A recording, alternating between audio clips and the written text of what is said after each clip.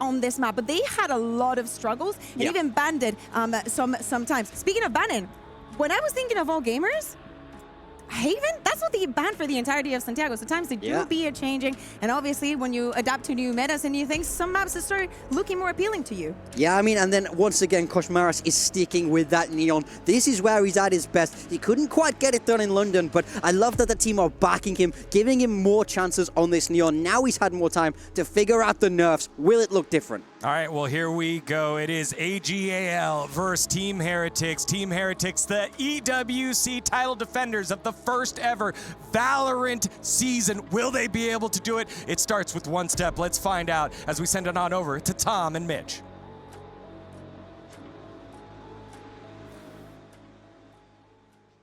Thank you, Degon. Yes, indeed, the returning title holders. And look, as we see Team Heretics come into this series, we have Haven, Ascent, and Lotus, Tom. How does that set the stage for these teams?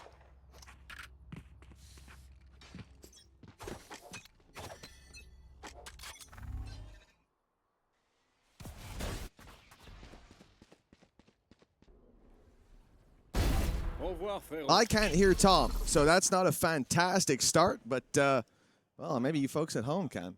I'm not sure. What I can tell you, though, is that Team Heretics are on the attack side. It's going to be a gentle approach towards the B site from Chamber. Woot and sneaking his way through and betting while the rest of the squad looks to take it towards this A site. You've heard the flash go out at Garage.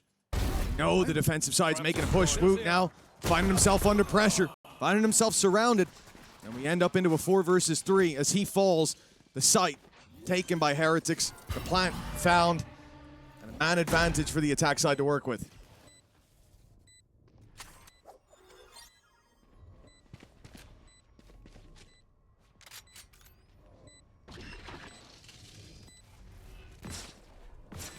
Take attempt.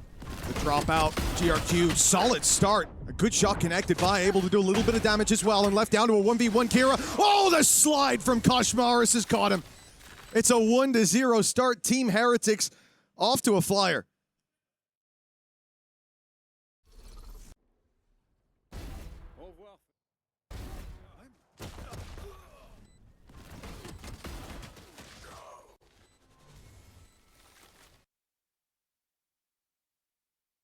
Work on getting Tom back on the air. We'll see him at some stage, I'm sure. Taking a little break, taking a little breather, as I'm sure the defensive side would like to do right about now. They're left down to pistols, playing this on an eco. Team Heretics interested in their buy. Woots decided to take the Outlaw to start this one.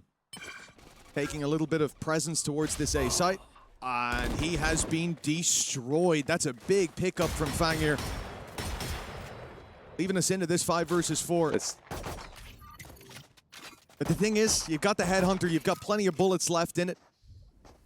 But elsewhere, there's not really that much hope. If they can bait in these players to get a little closer, then maybe it changes. Bai able to pick up one with the Bucky, the lurk around from Benji Fishy, a necessary part of this play as this round is getting way too close. Boo has 2 to take down. Fangir's already done so much, and with plenty of Headhunter shots left, this is so far from one round for Heretics, from what should have been an easy conversion. The plant is taken here, but Boo, the leader of this squad, has got to stand his ground. Hello. Oh, hi, Tom. Where have you been? Got lost along the way. Lots of stages. That's fair enough. We'll see, though. This is looking like a potential loss in the second round. Boo trying to clutch this one out. An opportunity and managing to find one and the second as well. It's a clutch that never should have been needed, but it's a clutch nonetheless. Yeah, it definitely ends up as a bit of a gut punch for this squad, losing that many weapons, it coming this close and very nearly losing that lead right off rip.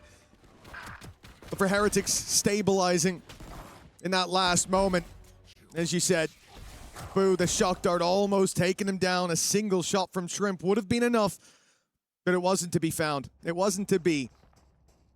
All gamers now. Full buy comes through. The rifle's in hand. full C-long aggression seems to be the port of call. 3 players walking it down there right off rip. As soon as barriers go up, they want to brawl. But Heretics have walked into Garage. Oh, Benji's timing sublime. Okay. He might not actually get out with anything here. Yeah, it should have been an easy kill, but it seems like GRQ has managed to survive this scenario just about, and while Boo trying to follow up, maybe even looking for the lower player instead, has walked into a perfectly healthy Shrimp. Koshmaras still trying to hunt down that same singular player, has found absolutely nothing. It's only Woot to bring up anything and Riens. Okay. Well, there's definitely guns to be had. There's a plant in front of them. This was a weak bonus round, Mitch, but it now looks plausible. They've delayed a moment waiting for the flood to come back through, but if anything, that's bought time. Heretics find another rifle. Both now armed to the teeth, and a plant found. Fi goes through right away. Woot's going to pull out of position. The paranoia forced him back. Now Riens is under pressure, and Woot's stuck in the smoke. The spam going to make it easy to fire right back, and they are defusing right under his nose. Half already, desperately close, and they'll get it across the line. It's still going to be a costly round, but I think for all gamers, an important one to take early on. I do think, though, Heretics are going to look at that and go, probably could have got some easy openers there. I think Benji's going to feel a little bit hard done by that. He doesn't manage to get that kill across the line. And, of course, for Heretics, well, what I was going to say at the beginning of the game is this is an interesting one, because you go back in history, Haven was their hometown map. It was a map that nobody in EMEA ever wanted to play them on. This was, of course, during the mini-boo era. Since then, it's been a very up-and-down map. And I could understand looking at the stats, especially looking at regional play. For all gamers, this is a fantastic map. This is one that they've looked very good on, especially throughout the qualifier, winning each game comfortably. But it seems like they've also swapped up quite a lot of things, like even a couple of roles here and there. I think before, where we saw Fangir going on to the likes of a Phoenix, now he switched up to Chamber. Like they really are just like shifting a lot of stuff around in order to get things comfortable for everybody. And if that works out, fantastic. I think for Bai still being on the Neon, that's always going to be exciting. But realistically, it's whether or not the balance between GRQ and Kira on what I believe is a direct switch is going to work out for them. Obviously, recent international runs for Heretics, not exactly a shining star, a golden example of what you want. And coming into this matchup, I think it's still hard to not put them as favorites, considering the fact that this is a squad that's defending the title. Feels like they should be favorites in every matchup in this tournament. But in recency, I'm not so sure. Heretics are a squad that I could definitely see struggling. We've seen them drop the ball. We've seen them look shaky. And now, starting out this series, starting at this map, we almost saw them lose the lead right away. We saw them almost lose to Pistols. A lot of classics getting the kills in those rounds. The fundamentals are something I'm going to be keeping an eye on for Heretics, something I want to see them tighten up the gameplay on. Barriers back up, we're ready to roll with round number 4. Full buy for both squads. Ults online as well. They'll run it back for GRQ. Could be massive. Woot's going to be denied that opening pick. Look at this walk up on mid, though. So much space taken already. Trap will give the game away. But even still, a general irritation. Shrimp, however, has gone swinging. And bear in mind that Operator is still lurking around. It feels like the defense almost feel a need to get further aggressive, but I like the tuck-in. GRQ in the corner. Is this going to be cleared? It is, but even still, he's managed to win the fight. Paranoia sent through and it hasn't connected. Woot holding the angle, will be able to trade though. This aggression hasn't really net them too much in terms of an advantage. Kira's aggressive position and the further walk down from Fangir, they're not stopping. It seems it's expected on the other side, though. Rien's tucked in that corner. I wonder why. More than ready for the re-aggression. And it looks like even with 35 on the clock, they were still waiting for some more bodies to be thrown at them. Now, the slow walk towards the A site. A Paranoia primed and ready by Kira. And Bai's already hit a few nasty shots. This, with 20 seconds, this could be very risky. Luckily, Nightfall's going to be put through. It's caught 2. Yeah, I thought for a second maybe there was a gap that they could hold on to. It doesn't matter though! Both players hit their shots anyway! They knew they were there, they revealed them, and then each player's like 2-for-1 combo. Easy peasy, done and dusted. Oh, that occurred? You use an ultimate, you're in a 4v2, the whole early round's gone your way. Only sporting that one bruise of losing Benji. How have they gotten this round across the line? A collateral spray down, if I'm not mistaken, from Bai. Taking one player, a headshot through his teammate. Through his teammate's cranium. And early on, this is not just a contest from the defensive side. They are looking, I think they're looking like the favorites right now. Team Heretics making mistakes, being punished. Now left down to pistols as a result. This should be the lead to the defense.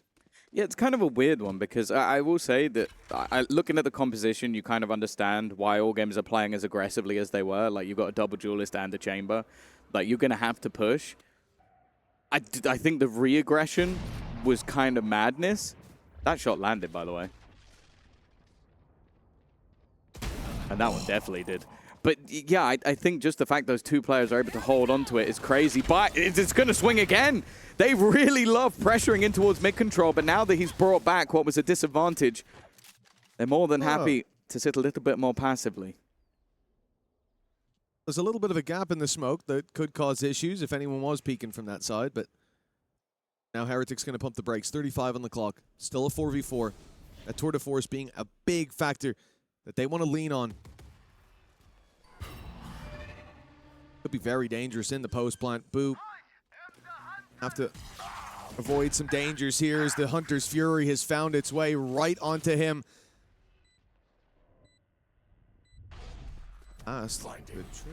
Kira, or what he assumed was a trap.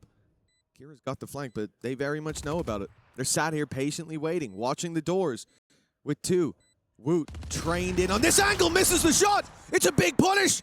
Kira, movement was perfect, but Koshmaris is making the Ares look like a viable pickup. Shrimp, one more to find, but he's been caught.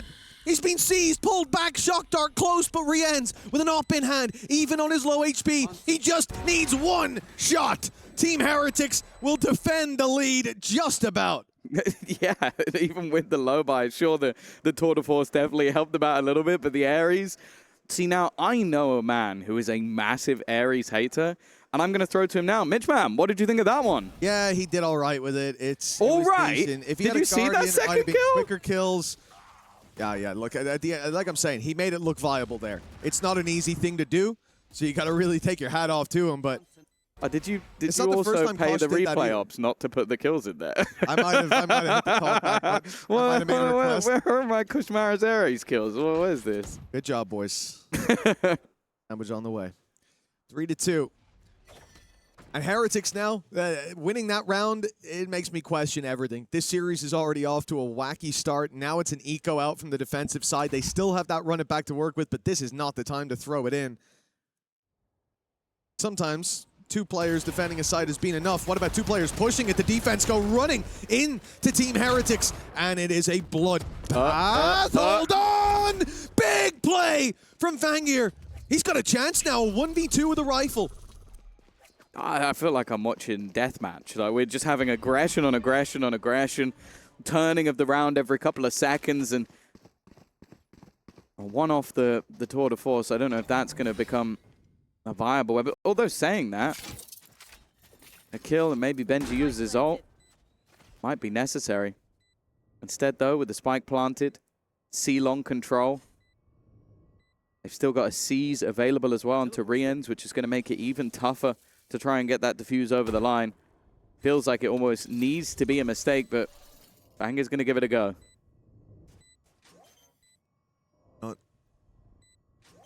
Chance, they've seen he's not defusing. Now back turned.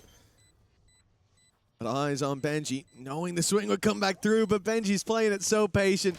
They're not looking to take the kill. They just knew they could bait him off the spike. 4 on the board for Team Heretics.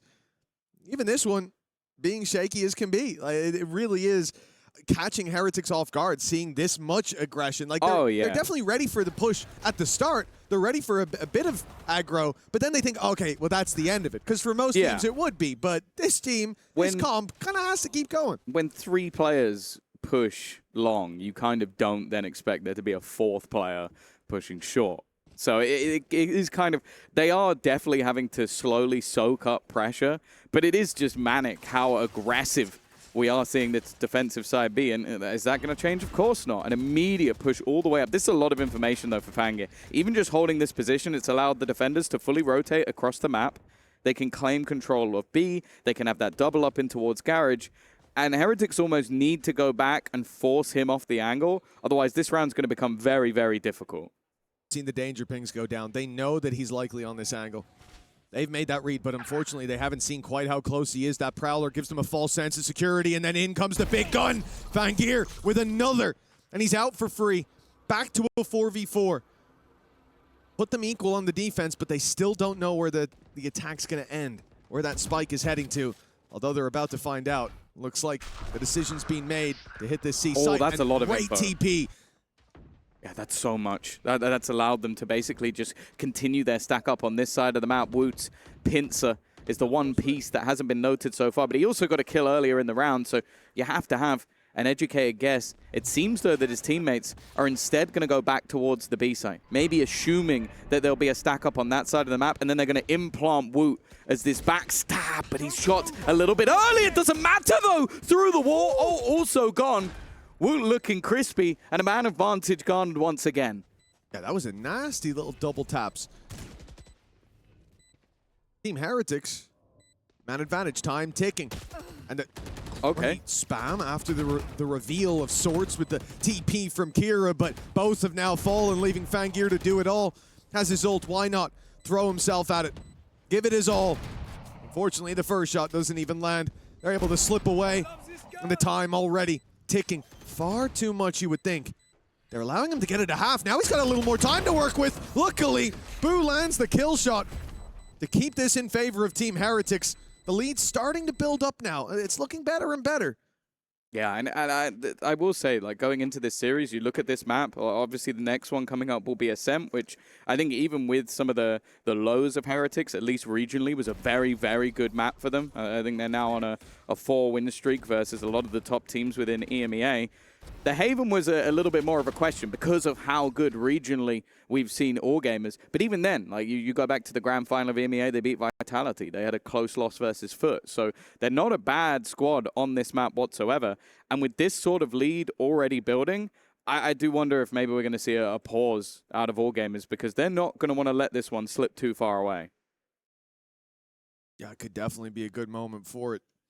Like a 5-2 scoreline, and the thing is, at the first couple of rounds, you could see how it was catching Heretics off guard with the extra aggression. Even more recently, a couple of closer ones that Heretics still managed to secure, but they're losing more bodies than you'd like in pretty favorable positions. They're giving opportunities away.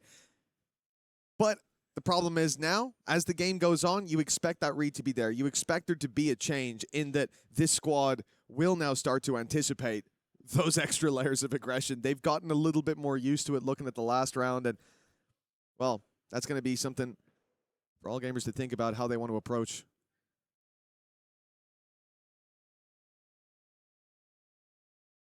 Well, they seem happy enough.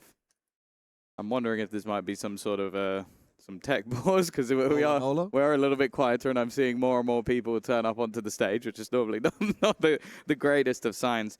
But again, we can kind of look at their group in general. Of course, the game going on similarly to this in the same group is going to be Global Esports and mibr. And I think Group D is definitely more of an interesting one, because you've got Heretics, obviously the defending title holders. They are the team that came to EWC last year, a team that had never won a trophy in anything. Like, even if you go back to just regional stuff, they'd never been able to take anything home. They're the ones that claim the title at EWC. Now the question is, are they in the spot to retake it? And I would say, looking at them in general, no. I think it would have to be an incredible step up. I don't think they've been in the same sort of form. I think their London performance was severely underwhelming. Sure, you look at the teams they played, they are tough teams to beat, a regional rival, and of course the team that won. And they took a map, but they got blasted in the other two. So I think they're going to want to come in here and prove a point. I think the group stage for me needs to be a little bit clean. I don't think there's necessarily easy opponents. I think GE in London did okay. But obviously, there's a lot going on behind the scenes. They've not just lost a coach, they've lost an assistant coach and then moved someone up all the way. And I think that that's always going to cause issues internally. Even if everybody's happy about the decision, I don't know if that's true. But if they are, it's still going to be one of those things that it's going to change a lot of the way you run. And then mibr, which I think is the most interesting one. Again, coming in at the beginning of the year, we talk about that squad as a super team. Like you got Aspas and Zekken and Verno. Like those three for me are just like sublime individually. You throw in the mix like Mazzino. I'm on board. I'm excited. Haven't really been that squad just yet, but I wouldn't doubt them going into this sort of event. You've got a lot of experience, you've got a lot of firepower, and I would say, if anything, I kind of put them in a similar bracket to a Heretics. Like, I know that you could probably blast anyone out of the server if it's your day, but if it's not your day, I come out feeling very, very disappointed. So it makes me believe that this group is fairly open. All gamers are sort of that wild card because, again, you go back to their first international of Santiago and you sit there and go, okay, well, they obviously get top 8 because they do well in their own region. They beat mates, but then other than that, they left quite a lot to be desired. Now, I will say going to your second event, you're going to have learned a lot. You're going to be sat there and going, okay, I know what it's like to play away from home. I know what it's like to be in this sort of different environment and have to really perform when it matters. Like it is 2 wins, you're through, 2 losses, you're out. So I think that they're likely to be much better, and that makes this group way more exciting because I think if it was the first international they'd ever attended, I'd sit there and go, it's probably not going to go as well versus what is now some fairly experienced teams. But I think both them and GE are going to be in the same boat. It's like, okay, I've learned a lot. Can I now apply that to maybe beat teams that have Aspas, teams that have Woot, who have been to many, many events and, well, in some cases, even taken a title here and there. This is the thing. I fully agree with what you were saying earlier about Team Heretics. They're not in that same position that they were coming into the last EWC, where it did feel like they could make that run, like they could go the distance, although I wouldn't have said they were favorites. The thing now is, regionally, across stage 1, I think they're in a pretty good shot to defend the title. The problem is when they stepped on the international stage, it looked completely different. It looked deactivated, bar that one map like you said up against Lev. And yeah, those are big teams, Vitality and Lev, that they lost to. Those are heavy hitters, for sure. And Heretics had just beaten Vitality in a grand final. They'd played a lot against them. It's hard to beat a team the second time, for sure. The thing for me then is it's like, okay, how's Kosh doing on the international stage? Yeah. How is the team adapting this version of the team to these other regions, these other styles? What they're playing right now, I'm almost certain they haven't played very much of. I don't know. Have you watched Turkish Valorant? I'd say Woot's probably very ready for this sort of gameplay. That's why he's having quite a good time at the moment. I'm saying that wait, you're going to run at me? Yeah. Sick! I've been doing this for years. More the composition in particular. It's a little bit more unique, even for the Turkish teams, I think. But that's the one thing that does worry me in this game for all gamers is I feel like they box themselves into a style that you can't really do anything else. Like the second you go in with a double duelist and a chamber, it's like you can't just sit back anymore because you've got so little information to actually play with other than that. So you kind of have to go looking. It's not even like the Sentinel you have is one where you can just put a cam out and go looking for stuff. So I think it's going to make things very, very difficult. On the attack, I think it's going to be very exciting because when you have 3 sites, it's going to be very difficult for Heretics to cover everything. And if you just hit them fast again and again with the flash neon plus chamber watching the angle, that could be sick. But as you can see, we are back in, and no surprise, they are pushing again because they have to. But they have been getting a lot of these opening picks. That's a fantastic start. Woot down and out. Think about this map, how many lanes there are, how many choices there are and where you push, and how many lanes the attackers have to defend in those opening fights. It won't be the same on Ascent. It'll be a much easier deal to sort these sort of early round problems, to contain that aggression, to absorb it, and to fight back, to punish it. I do want to see all gamers off to a good start here. I like the breakage of that Prowler. It comes from far away, so they might not expect this player to be so close, but GRQ's been sniffed out and snuffed out. Good trade back. But of course, the layers of aggression are that of an onion. There's always plenty more they have to peel away if they're going to be able to take a round. I was about to say, does Boo then go for a TP? Oh, it's actually just to clear the closer angle. Very nervous about some of these aggressive spots, and now pushing in towards Fanga's position again. The trap has actually slowed them enough that he's now posted up perfectly on the angle. Yeah, it gave him just enough time to get there. 25 seconds. That delay has sent them running back to the B site, diverting into the numbers of this defensive side.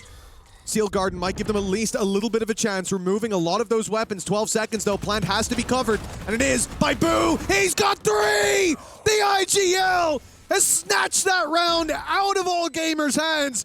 6-2, thanks to him.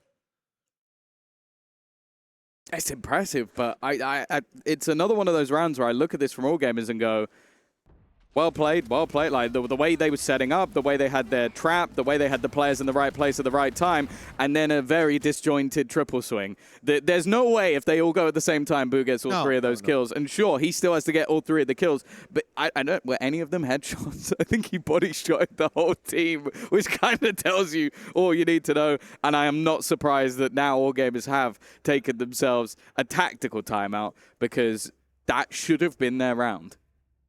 Yeah, I think that's a pretty safe call. Again, maybe the little bit of a stagger there comes off the back of waiting for the ultimate to fade, waiting for your rifle to come back, but, well, if you don't have as many teammates to fight with after, kind of want to see them all on the same page. Well, yeah, either you all wait or none of you. Exactly. I think none of them waited. I don't think anybody had a gun back online. I think it was Did Bai not? I thought Bai might have when he slid in. Maybe. That's what I was thinking of with that point, but maybe I'm wrong about that. Either way, the fact that they get picked off so brutally, it's got to hurt. It's got to sting, and they come in now with a timeout, as you said. A moment to rethink this game plan before we get back into the action, as Heretics already climb up to a 4-round lead. Guaranteed neck and neck at the half, and they want so much more than that. Previous round, they set themselves up with a big advantage. They dealt with Woot very early on as well. But that's not going to happen every round. And it probably won't happen in this one. Look at the buy for All Gamers. Few snakes in the grass, but unless they can sink their venom deep, this will be a clean one for Heretics, you have to imagine. That's not the best of starts. We're already getting rid of Kira, the one player that was holding on to the B site. Sure, rotation coming back in, but from this point onwards, the attackers can just sit back more passively.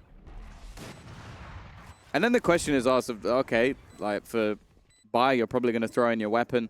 Does Shrimp just hold onto the gun? Is anybody else going to just send it in, trying to basically bait them into a fight? And while Woot has managed to correct fast enough, maybe hoping for a little bit of help from his teammates, but also then the Vice Wall has just blocked them off even longer. I think for Shrimp, it almost has to be a save, but no, never mind. Doesn't matter about throwing that gun in. He will be able to buy into the next round anyway, but it ends up looking quite clean. And that's not something we've seen too much of from Heretics. Most rounds, even the low buy rounds, have been quite close. That wasn't close. You say the low buy. There was a round with Classics and a Headhunter. That's a low buy. Just very, very low. Extremely low buy, indeed. They ended up almost letting so many of these advantages slip away. Indeed, they let some of the advantages slip away as well. But for Heretics, 7-2 lead despite some shaky starts and some shaky rounds. The economy built up pretty handsomely. Somehow they don't have any scars from their earlier fights. Shrimp, though, has taken down Koshmaris, and that's going to affect any kind of execute you go for. Slow the round down massively now for Heretics. And this might be the one time we don't want to see All Gamers pushing. Because you have to expect now that Heretics need that mistake. Oh. Beautiful. Angus hit the timing. They've loved those boosted up spots, and yeah, it does seem like when they have the advantage, a lot of the time they will be a little bit smarter with their aggression, like someone like Fangir who can just immediately TP back into position. C site is open. No ultimates to play with, but the defenders will be very close to a couple. Hunter's Fury not far away. They've run it back also, just one off. Of course, anything that could be utilized for Woot would just be a gun he's basically already holding. Well, we're off to the races on the C site. Plant coming through as All Gamers start to rotate. Slowly but surely. They're conscious. You can see the pings on the map. They're conscious of someone waiting outside of B, waiting in garage, but Heretics have a different hold than what we normally see. sitting on default with 3, looking to pick them off as they move through Garage, but no one's come that way. Now instead, Woot fills in that space. He's been spotted, but doesn't care. TP gets him out. Benji's got 1. Numbers back to even. Damage done as well. Shrimp and Kira, very, very low. But it's all down to Woot. The op in hand, and the Headhunter not quick enough. It will be a 3rd for All Gamers at last. Yeah, a nice attempt for Heretics in the retake, but ultimately just the raw amount of numbers that were left in the end. And this is what can happen with that aggression. When it succeeds, when you get those early openers and you group up together and you play the retake, sure, it got a little bit messy in the middle with some of those picks going back the other way, but then you just trade out effectively. And that's something they are able to do. So back onto the board. I also think that they get this back to 5. It's definitely not a death sentence. I think especially with this composition of that double duelist going into the attack, I have pretty high expectations of it, but they do need to get those rounds, and thus far, it's been few and far between. A little streak here would certainly help out. And it seems like someone's motivated. A very early opening pick, success on the operator for the defensive side. And again, they've got big ultis online. A Hunter's Fury and a run it back. There are so many safety nets for them to fall back into. And I love what they're doing here. Well, you've got a Hunter's Fury, you've got a run it back. We just said it. Why play on A site? Why let them flood? Why let them win those fights that they have, especially with a Nightfall? This is where it was used last time. It's quite likely to be again. So they'll fight the rest of the map and let them dump their util, let them spend everything for a free site, something that they were offering up on a discount. And now the ults are going to help All Gamers to retake, at least in theory. I wonder, are we going to see the plant baited? No. Hunter's Fury is definitely just going to be used alongside the post. It's always a little bit risky, though, putting these players into a position where they can play the post plant. So far, it's not been the cleanest already. A trade back initially, an aggressive jump down using that ultimate, and they are cleaning things up relatively easy up until the point where they run into Benji Fishy. A chance to try and take this in a 1v4, but the flash is perfect from GRQ. Leaves him completely blind. And that's a 2-round streak now for All Gamers. That 5 looking a little more likely.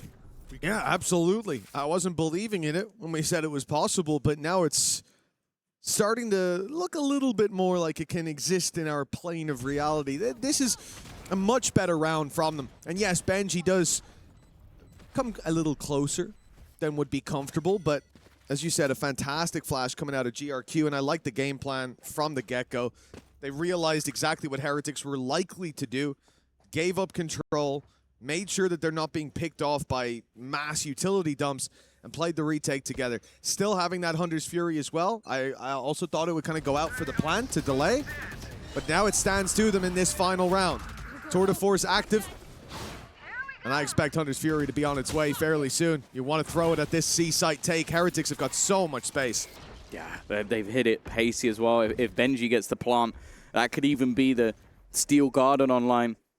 A fairly quick flank, but of course, having that trap available means that not too much of an opportunity. And Woot posted up with his free operator.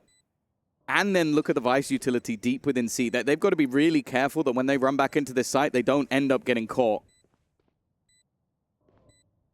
The first might be unavoidable. Tour de Force, solid start. Two of them now the delay is there as well. Hunter's Fury finally coming through. This landing could make all the difference. It could even just reveal them to allow the spams to start to land. We see some, but Woot there with a triple, making his way back to site to secure the round, and he'll do it almost alone. 8-4 at the half. This is a big lead for Heretics, despite what was, as we said, a bit of a shaky start. This very well could have been neck and neck at the half. Well, I think the most exciting thing, if you're a Heretics fan, is if you go back to Masters London, Woot wasn't on. Like, he didn't have a particularly good, I even want to say, map throughout the entirety of the tournament. It seemed like he wasn't feeling comfortable. Obviously, they've swapped him off of the jet onto the chamber. I was like, okay, I want to see how this works. He has been frying the entirety. I think that he ended on 18 kills in the half, 4K to close it, multiple high-impact rounds. And I don't mind some of the ideas that we saw from All Gamers, but it definitely seemed like even the retakes that they did go for, even with 2 ults, some of them look fairly sketchy. They looked like they might not necessarily work out. And that one, you could see the problems. Like, everything that they allowed with giving them the site, not having any level of disruption. And then you just go, okay, post-plant, all device util. I think Benji was holding onto it, not really utilizing any of it throughout the round. Then you're trying to run back through versus that operator, versus Woot on form, versus Vice utility. It's like, okay, good luck. Yeah, definitely shaping up to be good showing for Team Heretics, but this second half could see things change, especially Fangir now running around on that attack. It's something that Heretics are going to have to be super conscious of. When you talk about their defense, predictable, right? In terms of what works for them. They need to be coming in with the aggressive plays early on. I do like the adaptation in the end, because this is the other thing I was thinking, right?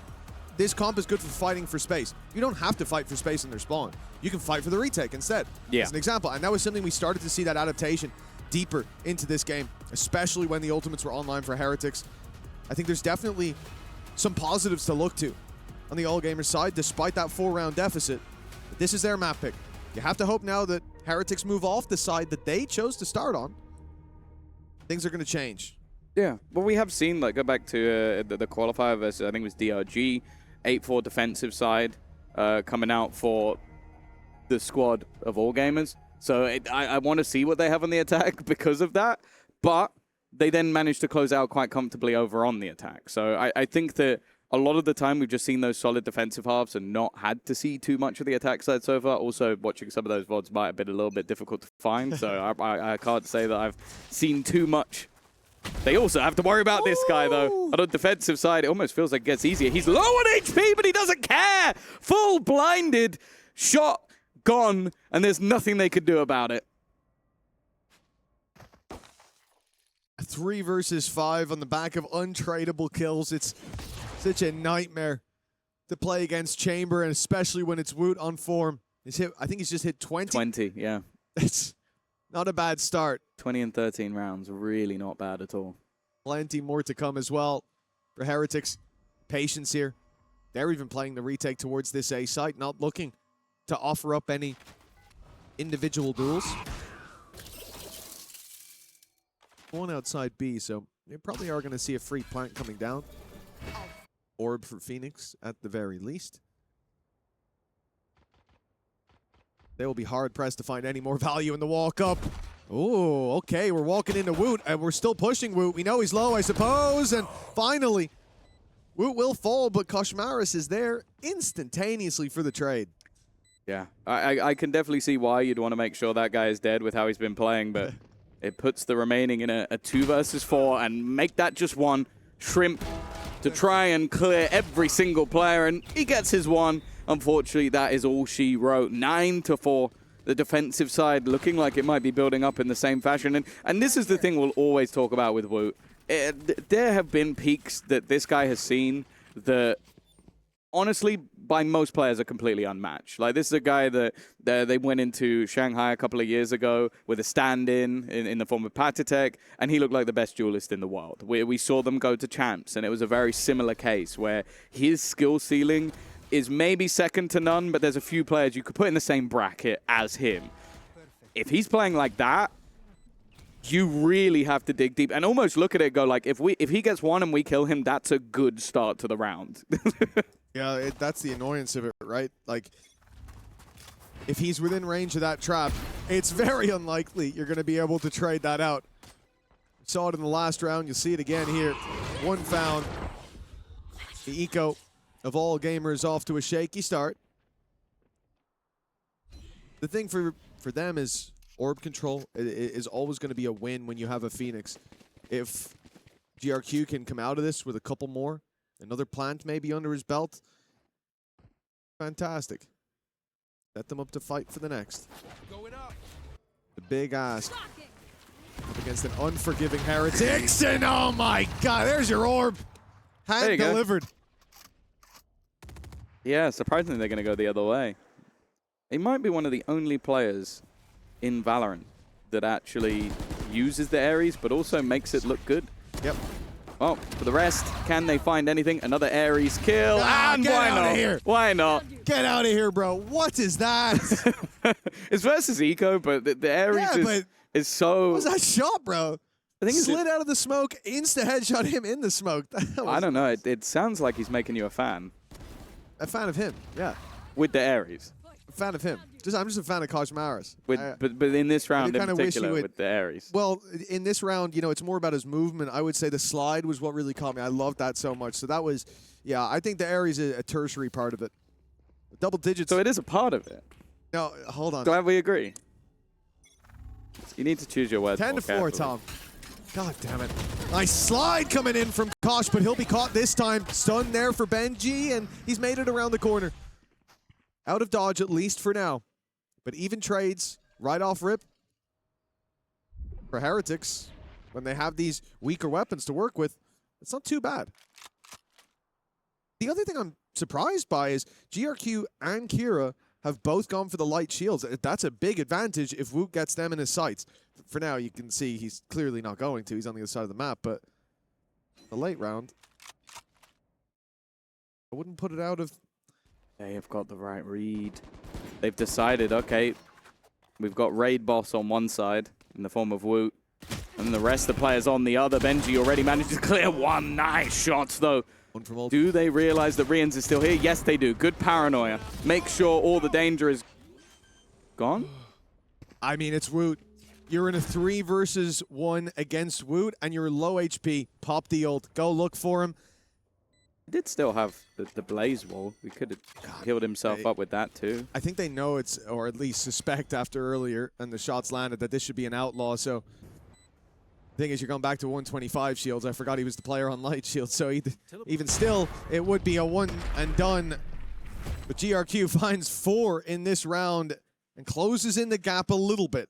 Yeah, he was a necessary hero, which is a worrying sign with that being quite a weak bonus round. It was a few guns to play with. I think there was an SMG in the mix as well, so it's not the worst for Heretics, but I think the main thing is that if GRQ is going to start popping off like this over on the Phoenix, that's something that almost feels like a necessity going into this attack side half. You're 5 rounds down. Your Phoenix, this is where he should thrive. On the defense, Phoenix is really hard to use. Very situational. The retakes can work. And while operator in hand, Woot has been pretty disrespectful with the way he's been finding these openers so far, but this time they've avoided him. Walking down again. They haven't avoided him for long. Yeah, that lasted about 5 seconds. Woot's picked up the first blood for this squad. All gamers now in trouble. Oh, they're in so much trouble! Koshmaris!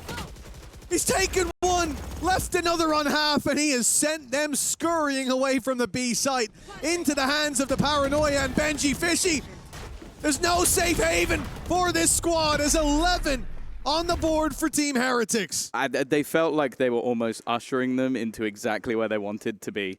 So you have the operator to push them out of one spot. Then they go towards middle. You're like, okay, they've fallen back. We get them with the Odin. It's like, okay, what happens if they now go into garage? We've got not just one flash. We got a double flash setup. That was a paranoia, and then the pop of the Rose on the other side as well. So that there's no way anybody... You dodge one of those, you're still completely blinded. And then they double swing it together. That's a gorgeous round from Heretics. And from All Gamers, you basically fell for every step of their plan. I'm going to be honest, in the first 4 rounds, I was so worried for Heretics. They're making simple mistakes, and All Gamers look like the better squad, but that has changed in this second half. The defense, 2 away from closing it. That's not caught him. Pressure onto All Gamers. Economy quite low. A headhunter. All that Fangir has to work with, and he's about to have a challenge. A face coming out on long. Drone clears all this space. He's going for the players, not the drone. This is exactly what happens. You get your drone cancelled, the spam through the wall and the door. Done a lot of damage. And I think the worst part is Woot is still sitting in that corner. He's gotten out a little bit wider, and they suspect that it's clear. It's been too long without him peeking, so they shift walk it and he misses. Oh, you know, there's a first for everything. A little bit of pressure now being put on, but this is a ruse. This is a fake. Now, they are going to have to trip the wall in order to give this up. Benji's also gone pressuring into middle, and they've sent the rotation back for Koshmaris. They've actually realized that maybe not so far. Okay, even with the wall tripped, he still went sliding in like a madman. That's going to be an advantage now. Never mind. Boo's already managed to trade it back into their favor once again. GRQ needs another big round, and he's got nothing. They are losing every single fight. But Fangir's behind them. Sneaking up back around. He needs to get, well, basically needs to get 2 at least from this scenario. The first one might just be free, but then they turn around, and he's going to come out with 3. Leaves it down to 1v1. Shrimp has picked up the big gun, the Odin, to try and clutch this one out. Benji's just sticking it, though. Halfway, already gathered up. Almost has to try and swing this one. Needs the instant shot, and he will get it. A 4K for Benji. Fangir's heroic wasn't quite enough, and unfortunately, they are now facing map point. 12 on the board. Again, the first 5 rounds, it looked like we were going to get a completely different game here, but Heretics have activated. And that's the scary prospect. Woot being on fire like this right out the gates. But look at this round. He's coming back here to defend his title. Like Benji pushed mid, went back, cleared a guy in garage, then pushes back around, kills the guy in spawn, and then kills the guy all the way back towards long. Like, he's basically fought every single possible angle that he could have in this round. And well, I'll be honest, this timeout feels a little bit late. Like, I know you're not just going to give up at this stage, but when you're 12-5 down, what would you say in this moment, Mitch? You were an ex-analyst, or assistant coach, was it, of a team? So, like, if you were given the opportunity by the head coach to talk, what would you say in this moment? Yeah, if given that opportunity, I think the first thing I tell the boys is, listen, we lost this map about 5-6 rounds ago, so we've always got... And then I go, as head coach, come on, be quiet now. Anyway, guys, we need to try and motivate. We need to try and, what? Nothing. I was feeling inspired. Oh, okay. What would Minnie say? That's what we really need to think about. Because he might be the only person that can help them come back from this scenario. 12-5 down. It's a rough one. This is a mini comp, actually, yeah. Yeah, it is. He's a big fan of everything here. Everything we're seeing. He would probably swap Or are you out just the saying Sova it's for a small breach, but other than that, loves it. Oh my, yeah. Maris, a little bit too much bitten off there, and my boy can't chew. It's clean for bye. And now they're going to keep going. The A side looking too tempting, but the rotate's already in from Team Heretics. Woot is here, and they've seen Boo up top. They should decide to go back, and it looks like they've made the call. Benji's gone pushing again, though. Think about the last round of how much he was able to get with his pressure into middle. There is a trap on the other side, but already being spotted out. Good awareness from Fangir, and they're going to try and pressure him now. No survival. I like this. More of a death ball. Moving together, using that Hunter's Fury to get them in. And while this time, that C site will be firmly under their control. The remaining players don't really have the credits to gamble anything for this one. And yeah, I almost wonder if it'd be worth Woot just doing the same. If he gets the orb, he can drop that operator over into the next round. He's not going to take it in time. This is making me a bit sad that we didn't get this pause earlier, because All Gamers just came in with a very clear game plan. Yeah. Stuck to it. Mid-round calls were good. Avoided the dangers. Dealt with mid as well. That flash coming out was perfect. They covered their bases, and I haven't seen them do that in this half so far. So, yeah, I fully agree. Pause probably should have come in a little bit earlier, but, hey, it might not be too late. 6 in a row. We've seen stranger things.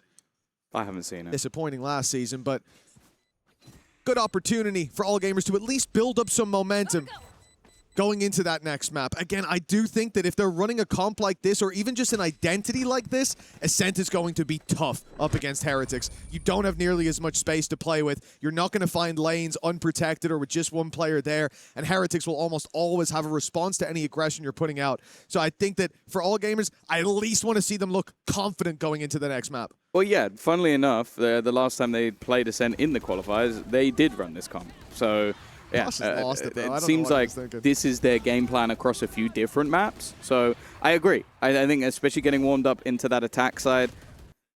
Of course, the next map was chosen by the Heretics, so they will get their choice of start, whether that be the defense or the attack. We'll have to wait and see.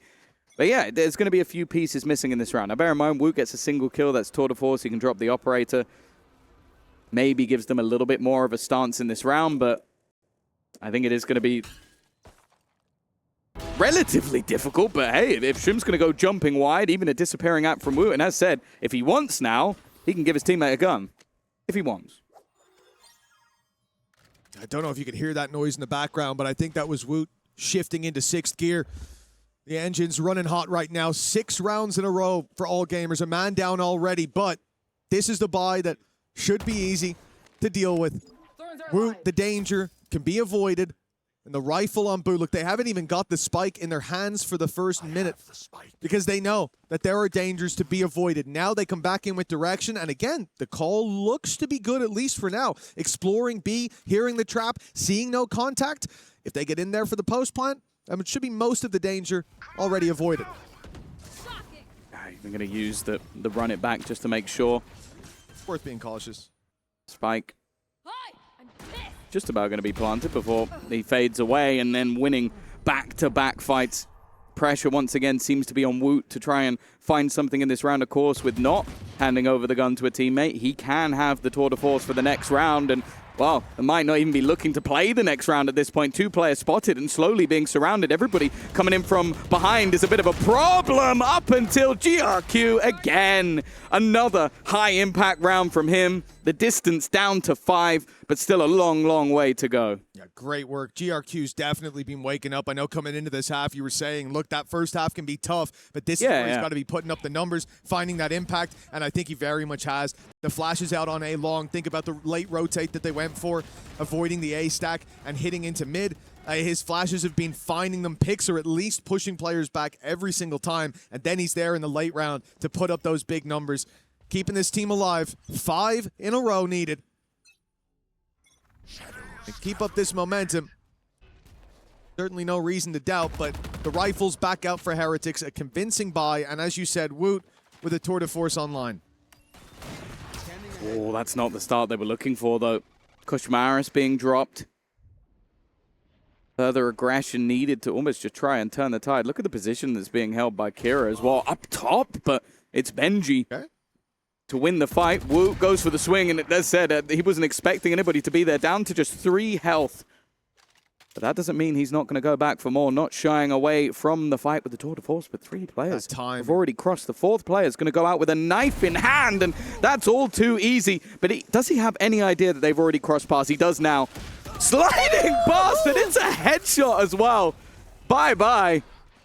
Leaving just 3v3 and a post plant for the attacking side. Now, Boo's in position. Paranoia primed and ready. But it looks like that close right corner is the main danger. GRQ has shown up the last couple rounds when they're put under pressure in these moments. The number's even for now. Great shots from Bai. GRQ there as well. And Kira to close, puts them up to 8. All Gamers not letting this one slip. God, that climb back starting to look more and more likely.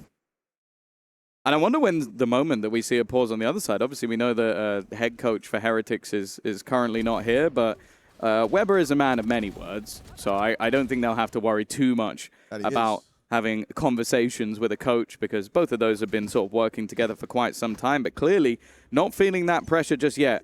3 rounds in a row of 7 that were needed. Koshmaris is back on his primary weapon, though, so a good opportunity for him to steal the round away, and Mitch to be very excited about it. Yes, I love seeing the Ares succeed. Nothing brings me more joy. I'm glad to hear it. For Heretics. This shouldn't be the round, but that's often when it is. Pistols in hand. Good molly at least. Going to force those players out into the open. Danger avoided, and GRQ, man. That's a big pickup, a 4K, and it's more than just a flashy play. Ult is online now for the next round. This is starting to look very dangerous. And Tom, I do think Heretics probably want to call a timeout pretty damn soon. As you said, Weber, a man of many words. We have seen that. Listen, if you've been around him in a hotel lobby.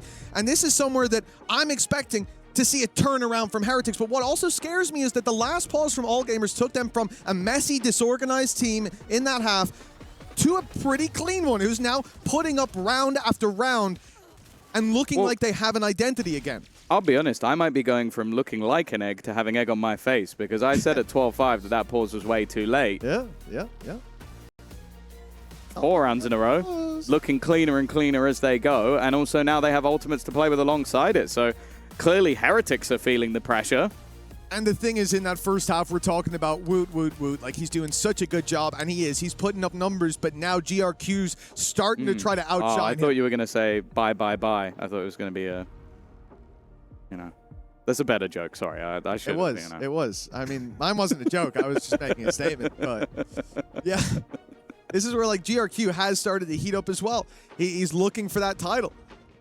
And at the moment, 19 and 15. If he keeps up at this rate with a run it back online, Woot will be challenged for that top frag spot fairly soon.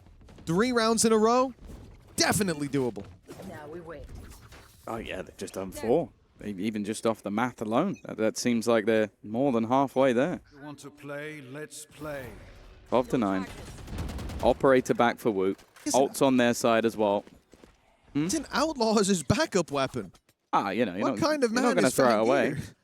That's crazy. Tour de Force an outlaw. He's keeping it for next round when they're up against the low buy. But that's a wild He's play. pre-planning the next round. I reckon he shoots the outlaw, so they're like, I have full shield, I'll swing him, and then he just has the Tour de Force out. So it's all a bait play. I think they heard it get activated. Fly's had a haircut. Oh. Minute left on the clock. 2 players currently sit at the back of this B site. Operator split between multiple angles. And you can see that Heretics have very little information. The Prowler's just been sent out over towards that A site. And now GRQ looking for those entries once again. This time he's shut down, but it's still space being garnered elsewhere. They're not just sitting pretty while he runs in. Instead, that Tour de Force is having a little look around, and whoa, there's almost another haircut. Now smoke goes up.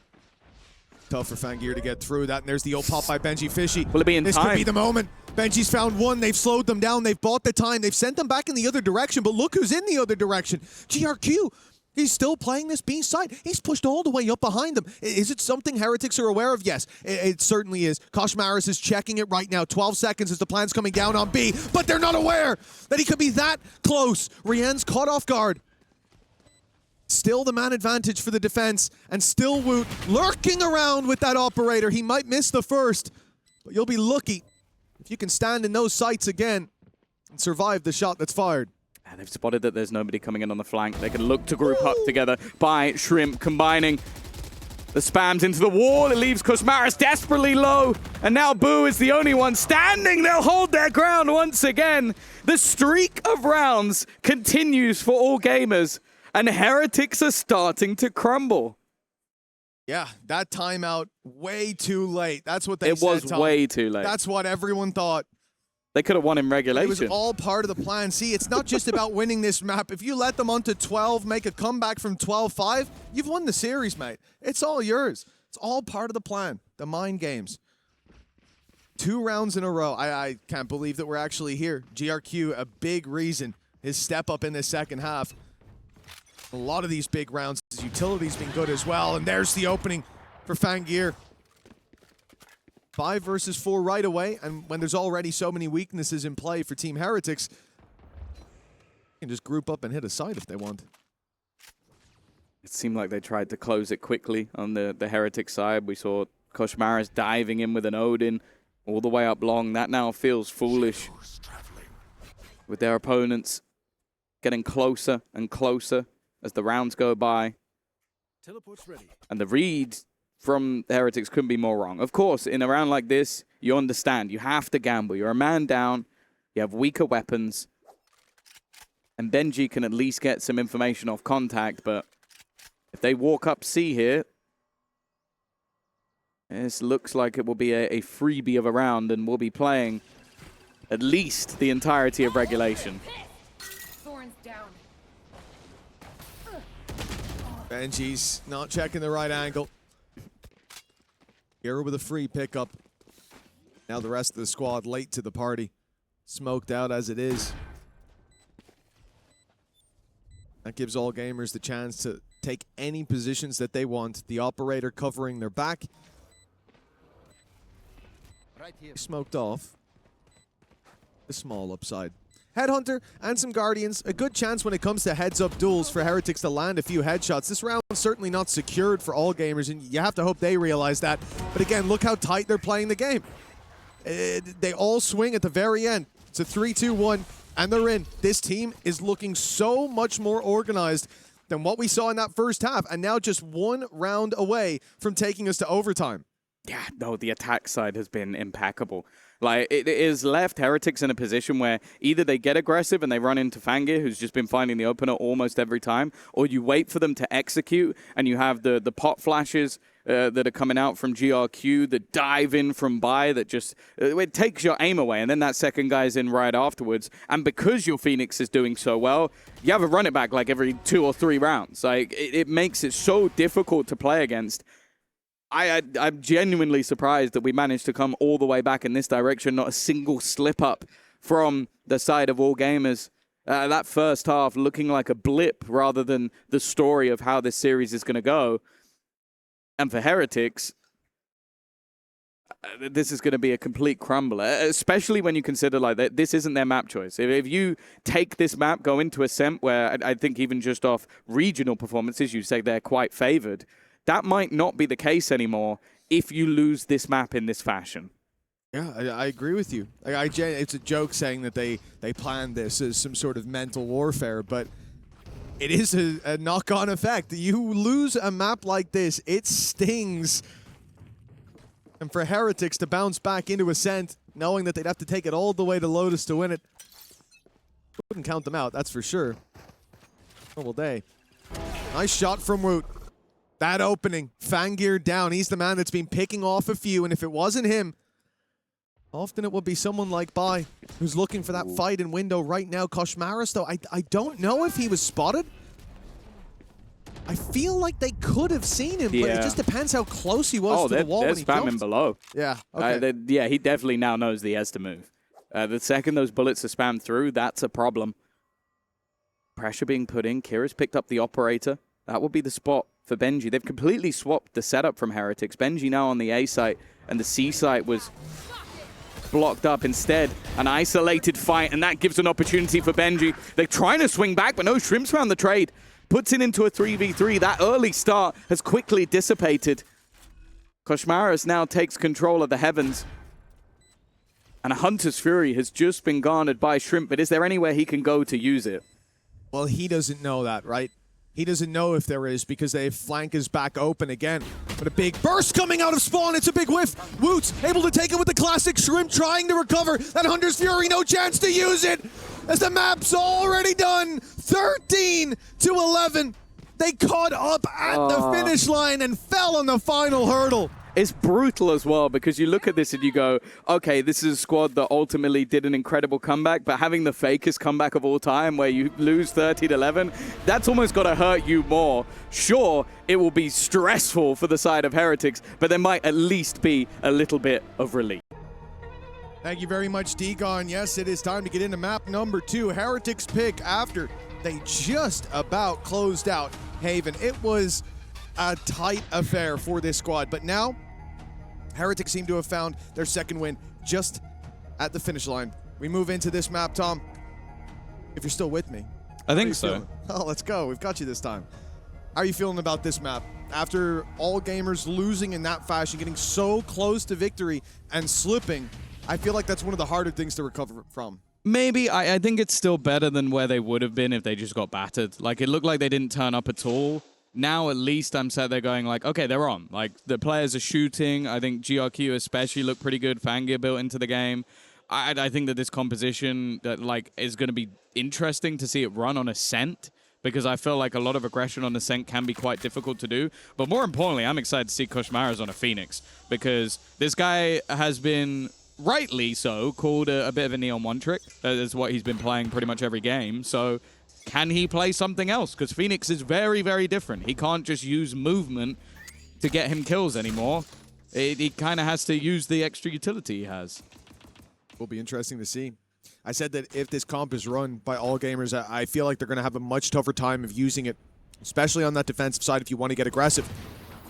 We talked about it. You can fight for space in other ways. You don't have to go forward, sometimes a few steps back, and then you fight right back in. Kira baiting for GRQ to grab that kill.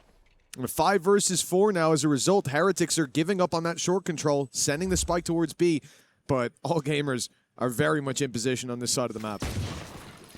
They were ready and waiting. leaning into that bandit. Early spams.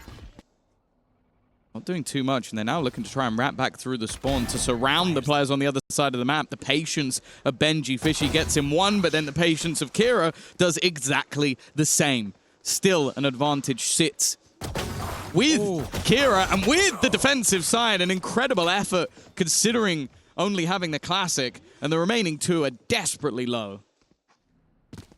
Yeah, I mean, there should be almost no way. Paranoia is being lined up as we speak. They're going to try to bait them out into the Heaven Walk. There was a nice attempt, but the headshot immediately delivered, and Shrimp keeps on going. 1-0 for All Gamers. A big pistol pickup here. That's the first one they've won as well. It was both pistols in the last map, and obviously talking about that when we were sat at 12-5 felt a little bit silly because it felt like the pistols were irrelevant, but when it comes down to a 13-11, it's actually kind of sad. Maybe if they'd won the pistol in the second half, that might have actually been enough for them to take things over the line. It's a lot of ifs, buts, and maybes. For now, at least, they have got off to a strong start on Ascent, and I'm definitely looking forward to this one because I think, like, Ascent hasn't really been a map that we've seen this squad play too much. They played it a little bit during the qualifiers and had a tight victory over Tyloo, whereas Heretics play this map a lot regionally and are currently, excluding the Masters loss to Lev, which, you know, they did win the event.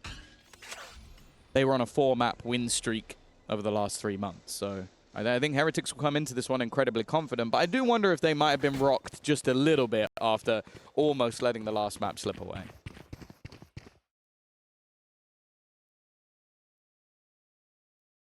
Spike recovered for Heretics. An all-out blitz is maybe the best way to go about this. Classics across the board. Flash a little shallow, but no punish there for it. They get through that first choke point, take the orb, and then bail back out. The steps are heard on short, though. This is key to have Benji Fishy still sat outside A. They've heard the rotation come through. They think now A is a little bit lighter in defense. But Bai just wrapped right back around to the A side. 35 seconds, and seems like the odds of even damage look fairly slim. Already, Kira's there once again. Timing for GRQ could be enough to just farm up remaining orbs. Never mind, his teammates are a little bit too quick for that Phoenix ult to get any closer. Unfortunately, the ult they've got very close is the From the Shadows, which probably of the bunch is the one they'd least want. Yeah. I mean, look, it can always be good to grab a little bit of information. Rotations. I think on this map in particular, actually, the A site stack up and then you TP into the backside of B is actually not bad. It's one of the, but just when you look at the other ults, it's like Run It Back's very good, Tour de Force is very good. Yeah. The Overdrive's pretty good. Like, it might be a little bit lower down. Hunter's Fury's very good. Well, away we go. All Gamers wasting no time. 4 players towards B. The reveal hasn't caught in the corner. It's a tiny bit too shallow. And the cam doesn't see either. Paranoia sent through. And Bai is hunting them down, but he might stop. Certainly slowed for the moment. I'm out of here. They'll break the trip. Remove that security from Team Heretics, but Heretics are immediately adjusting. They saw a lot of numbers on that B site. So it's time to push A. Like this has almost forced them into a scurry, running in towards Fangir, but he doesn't manage to land the shots. His bullets of the Free Guardian not landing. And now a post plant. That danger has quickly dissipated.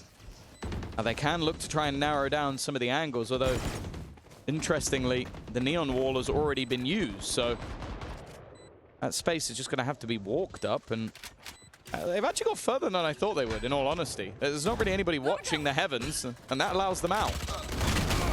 Oh, Hush Maris has done well. It's a little staggered as well. They're late coming out. Kira, though, taking down Whoop. Banshee's fallen as well, but the time ticking as it is. The Paranoia perfectly placed. Shrimp, though, catches Rien's. Okay. This is now looking a little bit more doable, but the clock, I think, has just decided that Kira's got to run. Oh, okay. Nice shot by Boo to save the rifle, at least. And for Heretics, a very close round. Yeah, I was about to say, that's a great round from All Gamers. Like, you are a squad that you basically have a problem with your aggressive play initially not working. Like, you have this push-up, your player whiffs on the site who could do the most damage, you lose the initial fight, and then you come out with 4 kills. That's a fantastic round. Like, I think Kira does exceptionally well. They didn't even have that much strength in weaponry. It was a lot of SMGs. I'll be brutally honest, that post-plant from Heretics looked really shaky. Like, I think multiple players being... Like I said, there was nobody watching Heaven, so when Bai jumps out, no one noticed, and he's able to almost kill Koshmaras. Then a player goes up on top of the Jenny, and they almost get a kill there. Like, I don't know if they just switched off for a second, but that was a bit shaky. Absolutely was. Bangir's in trouble, has to TP out, give up that space, and he goes back in for another bite. Ends up getting bitten himself, down and out of the round. The run it back online, chasing down control of the A site. That could have been a double for Kira, with the run it back just about to send Phoenix over in that direction, but instead, man advantage extended for Heretics. I have the spike. Spike retrieved.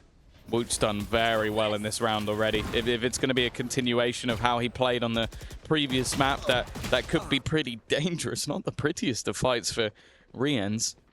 And it is worth noting that Woot is desperately low. Now, GRQ does have a run it back of his own, but I'm looking at his teammate, and I have a feeling they're not going for this. Yeah, I think that's a fair impression to get from this situation. For Heretics, a lot better than the previous round. The fact that they came in and lost so much so early on, it made me worried, but this was a much more direct play towards short. And Koshmaras, obviously, that's going to be the big factor, is if you're allowing him to have a lot of orbs, if he is finding success. Like, the Neon ult is good, but his impact, if he has even 3/4 the game that he normally does on the Neon, it's going to be way higher when it comes to those round-to-round ultimates. You already see it, round 4, and it's being used to basically secure the round. Yeah, the only caveat I'll give is Fangir has got off to a slow start, in the sense that he's just been diffed 2 rounds in a row. I don't know if that's going to continue all the way through, and if you remove Woot's entries from the last 2 rounds, I wonder if they win those 2 rounds. Because he has just basically double entried this round and got an entry in the last as well. So I don't know how recreatable it is. Almost reminds me a little bit of like old school Ascent attack side, where it's like, did our Jet get a kill? Oh, they didn't. Oh, what happens now? Obviously, in this case, they do have the Phoenix as well, but that felt like the defining parts of the last couple of rounds. So I'm definitely going to see what happens. If Woot goes down early, are they still going to be as impactful? Well, they forced Fangir back again. He's had a tougher start. As you've said, been diffed in both fights. They're not going to challenge him another time. Looking for that, as Kira's close by to help him out. The Bai's a little bit shaky. Kira obviously has the Stinger. Bai's come in with a Sheriff. For the most part, they are just saving those credits through for the next round. So Heretics have an easier time here.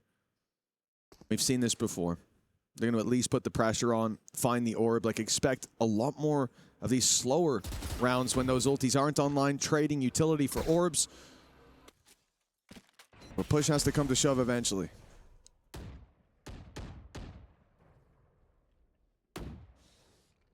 Ticking.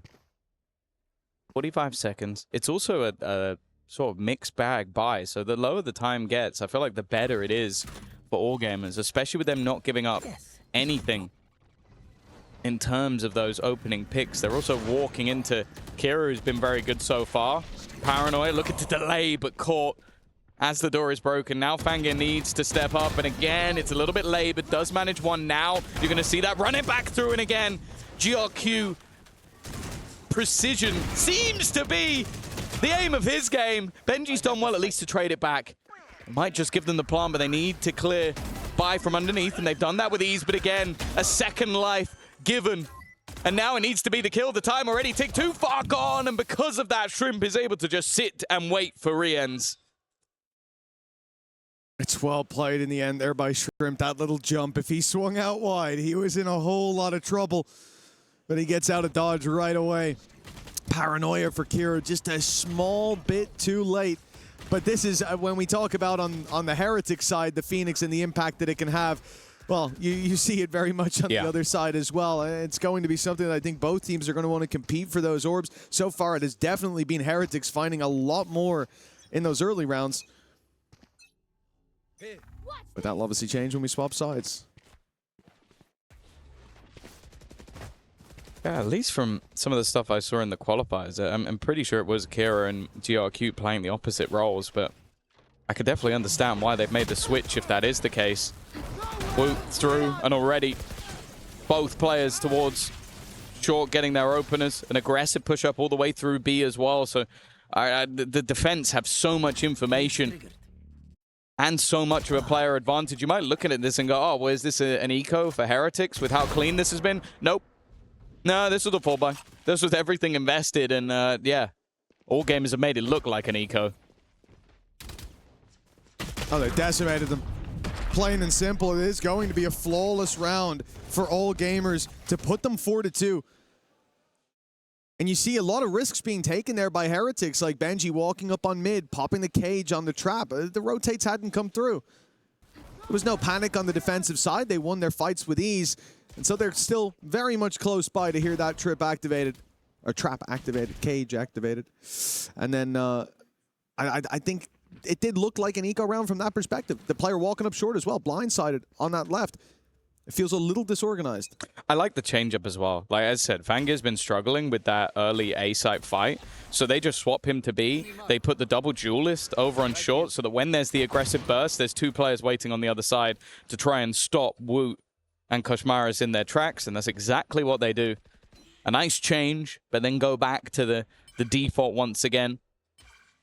But of course, for the attack side, no weaponry, no ults to play with, a dive over the top, but it is a little bit messy this time. Shrimp has been having a fantastic game so far, but he will be dealt with.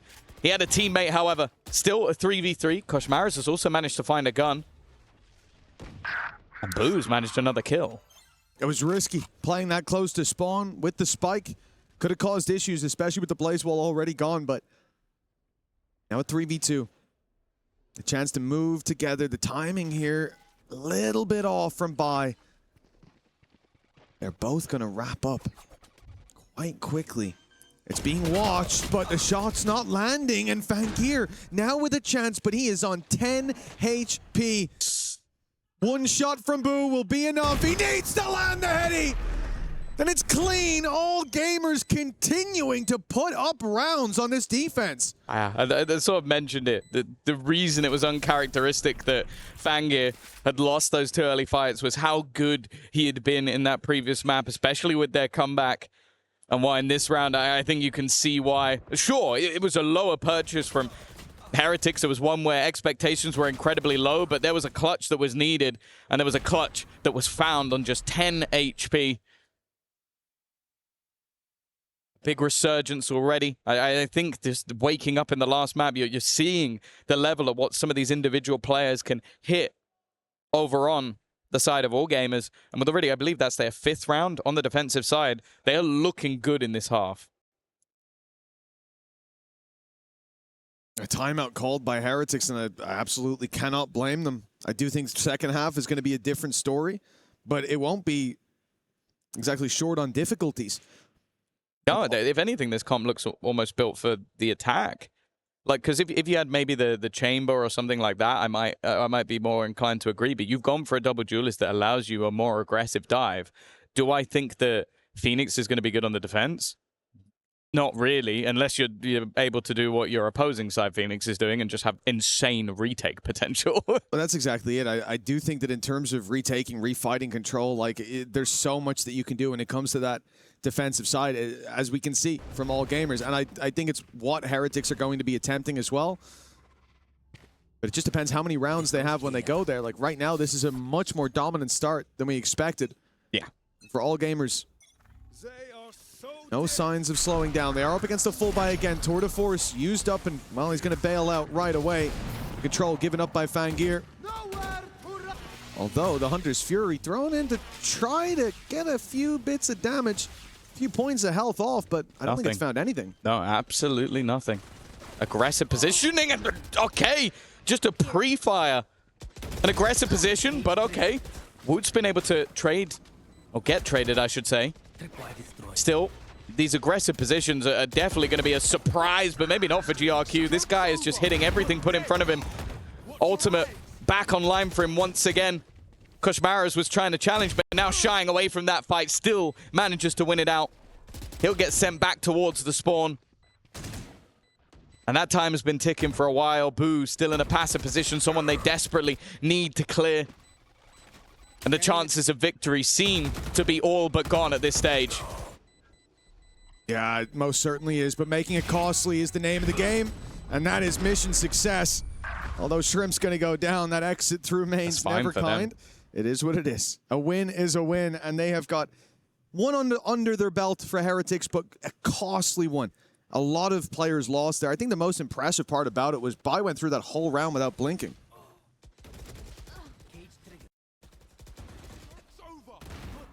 Oh.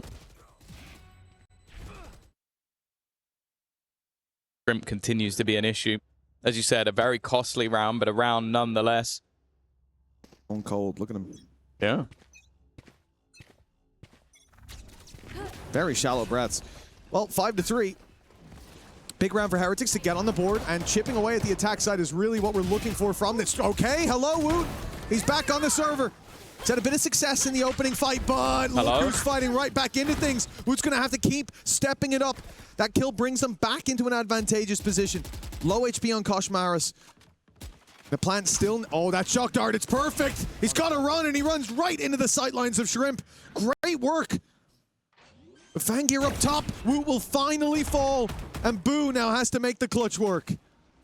Doesn't even know where it's safe to stand. He's going to try and reopen the door, maybe thinking that both players are up there. Instead, he's opened the door for an opponent, and well, it's Fangir from the backline is going to be there to close out the round. In terms of credits, this is the worst possible scenario for the side of Heretics. 0 players surviving, and now everybody going down in the next round. But more importantly, you've got to talk about the performance we're seeing from the likes of Shrimp. I think there was a point he's 7-1, but he has been continuing this reign of terror. And you mentioned it, perfectly placed shock dart, ready for the player to try and swing. But also, it felt like after Heretics got the initial fights, their expectation was that, okay, they're not going to be here so soon. They're not going to be right in our face immediately. They never even got to plant. Yeah, that was the thing, a 3 versus 2. And the pressure was put on from the get-go. Boo never had a moment to take the spike out. Now, Woot will not be getting away with that. It's ambitious, to say the least. And the short play is also going to be cut in 2. Great damage from GRQ. He's got a freebie in that corner. He's got no bullets in any gun. So he's going down no matter what, but one player lost and plenty of orbs found. A run it back online for the next, and 7-3. This is a fantastic turnaround from all gamers. And Heretics, even if they want to make this close at the halftime, they're now up against the odds. No, this is squeaky clean. Like, whether they're playing aggressively in the early stages of the round or playing into the retake, like, just look at it. You got Fangir now building up that confidence. We spoke about him. I think it was 0-2 in the early fights. He's definitely turned that around. Shrimp is having a way better game as well than the last. And even, like, look down the board a bit. Like, Akira's had hella impact throughout this game so far. 7-3. Again, 7-5, and we're talking about this as enough rounds to potentially go into that defensive half, but Heretics haven't looked particularly close to winning a round in a while. Oh, Paranoia didn't catch. Not onto the deep player of Koshmaras. Run it back online and available for both sides. There. For now, at least, though, you take a look at Heretics. I think they're trying to bait out some of those ultimates with that early pressure. Some of those, I say. In particular, the one that they have. They go immediately up mid, force those players back, pump the brakes, and the key thing is, the whole round, the spike is sat outside A. Watch out. They just have Boo holding for the push-up, waiting for aggression. They were very much expecting to see all gamers come in with some flair. But the most they've gone for is a little bit of B main control, and now the ult has to be used by Koshmaras. They're just trying to avoid it, and it looks like fleeing for the hills has worked. A very dangerous ult dealt with right off rip, and now there's a snake in the grass that they have no idea about. The unrelenting Bai finds 2. And all gamers still haven't used that big old ulti, and I don't think they're going to. Oh, they don't need to do anything at this stage. This is all too easy. Heretics threw in that run it back as a fake. That was the goal. We're going to drag people in. Look, Kushmaris is running at you.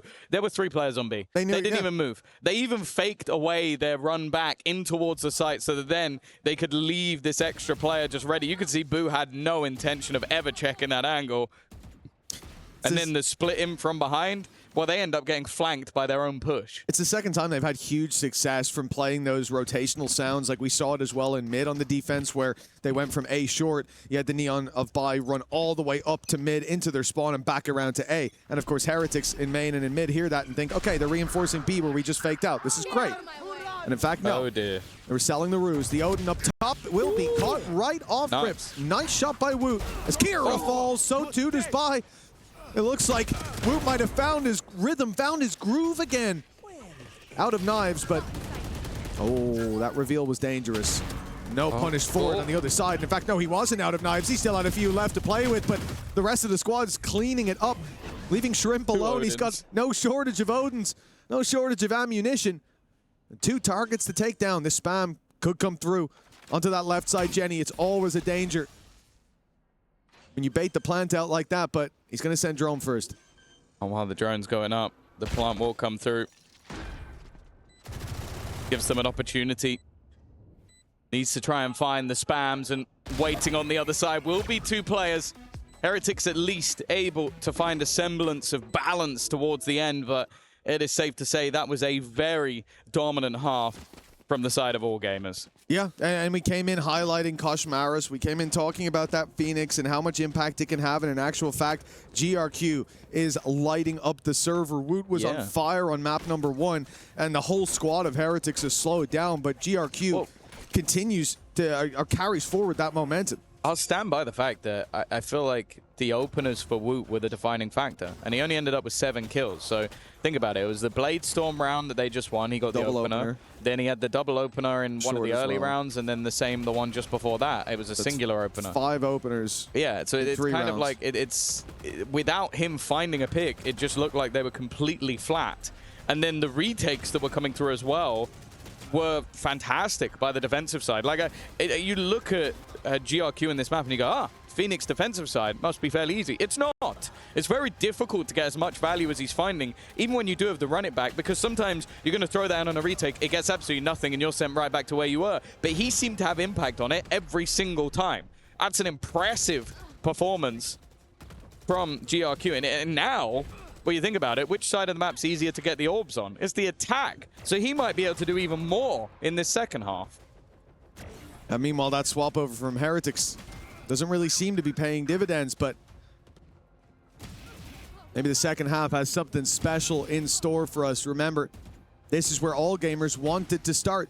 They wanted to begin on the defense, and here in Ascent, it's not strange to see the defensive side walk out with a victory. With this composition, it's just strange to see, just generally speaking, but when we get into this second half, the pistol for All Gamers could set them well and truly on the road to a map 3. I'm not sure I want to even comment on comebacks anymore, because it's already been the case in the last map, that a massive streak of rounds. But yeah, I definitely agree. We could see now both teams win both pistols on the opposing side, or the opposing map. And that might be the defining factor. It doesn't feel like it, though. 6 of the last 8 rounds going the defenders' way.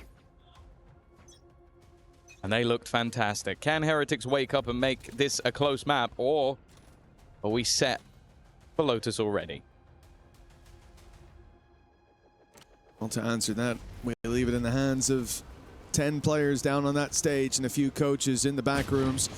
Spotted right away in that corner is Woot. Heretics have a plan, though. There's a flash ready to be fired in by Koshmaris for Woot to continue forward, but they see nothing. Trap on the floor that's soon to be broken, and otherwise not a sight or a sound to be found as All Gamers group up on short. 5-man clumping towards the A site. In fact, towards Garden. They wanted a pick before they make it to the site, and it would have been good to take Omen out. The paranoia on Boo would be huge for the retake. A little bit of tickle damage as well, but that position... Oh, the position spotted run. Gets out there without a lick of damage. It's been a weird one. Opportunities for kills. But the main thing for all gamers is they've got themselves the plant. Kira, a 1-for-1 trade. They've at least managed to clear that position quickly on the Heretics side, but the rest might not be so easy. GRQ up close. Riens does well, but again, this man turns up. Another double, another push towards his ultimate and make that 3. Only one man in Koshmara standing, and he cannot hold the line. It is all gamers with the second pistol and now 9-4 in the lead. GRQ has completely taken over this map. A genuinely sensational performance starting out on that defensive side and being able to put up that strong of a play. It meant that we knew there was a chance he was going to carry it forward here, that it could even get better from there on out. But that many kills in a pistol, that's one thing for you as a player, for your confidence, but as an agent, Phoenix now 3 out of 6 orbs going into an eco as well, with all those orbs to be fought for. But the attacking side typically finding it easier to secure them. Heretics' first full buy might not be very easy. Yeah. Similarly, you are hoping for this to be a 2-0. You almost kind of feel like Heretics might need to do a bit of damage in this round. Take flight. But if this map has been anything to go on, all gamers are not going to give them the time of day. And it almost feels like one of the real goals in this round might just be not to die to GRQ. Because the guy's been insane, but also he's 3 off having his ultimate available to him. Koshmara's up against the disappearing. I like the totem pole, though.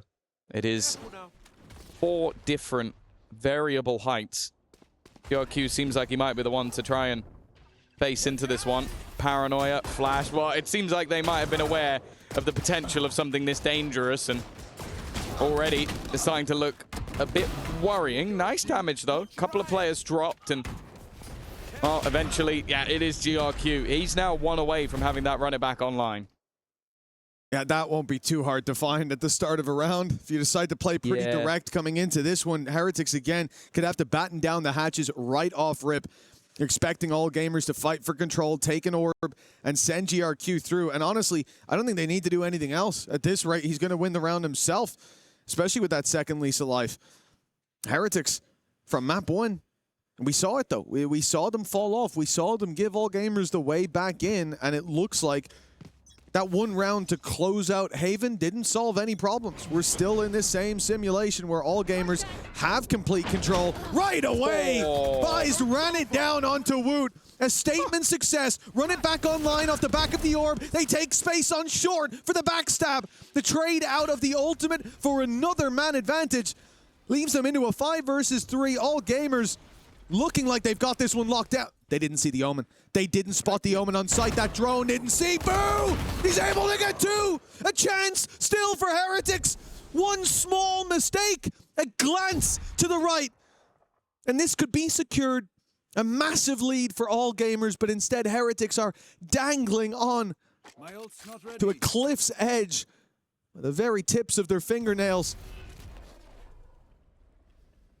Oh, through the smoke they go, and both players winning their fights at once.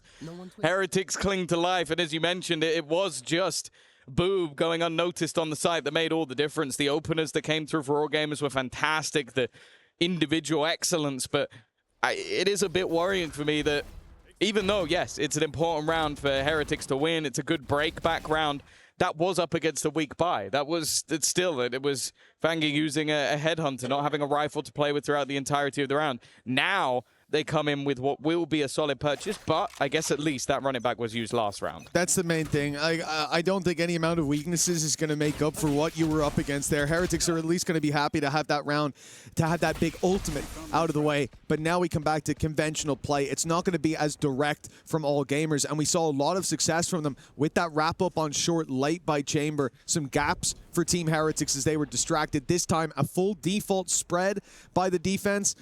And Woot, well, he's a man that can hit headshots with anything. And with this weapon, he won't need to. There's no way he bypassed the drone, right? They must have seen him. Instead, they're going to go the other way. flash dodged, but it doesn't matter. GRQ just cleaner with it. He was down to 7 HP, but get a little bit of health back.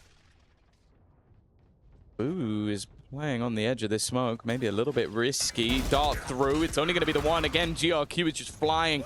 This guy has been on fire all the way through the map, and it doesn't look like he's going anywhere. Spike at least dropped to the ground, and Rians is aware of the player on site already. Again, they've managed to turn this back into a winnable scenario from what looked like another nail in the coffin. The hard work is still to be done. All gamers will secure a plant.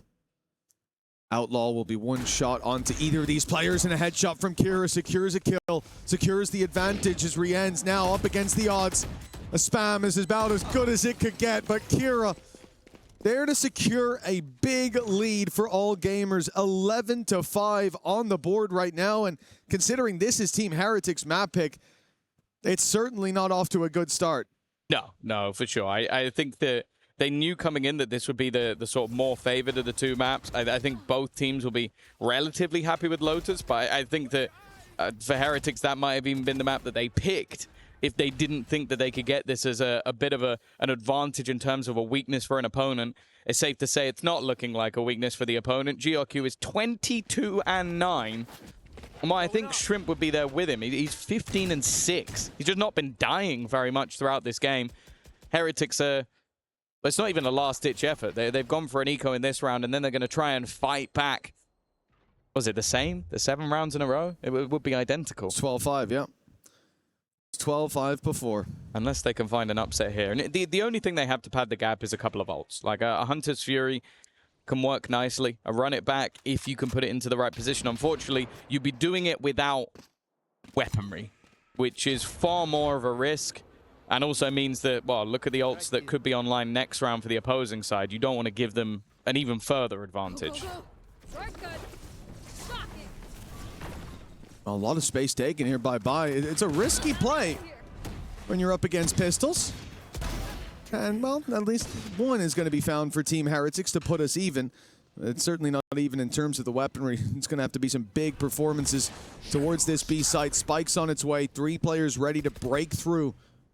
Kick down the doors, and Koshmaris has been spotted. TP taken by Boo. Okay, now there's at least 3 here, and Boo's got the rifle. They're going to go back. Ult online for Koshmaris. But yeah, All Gamers know what's just happened.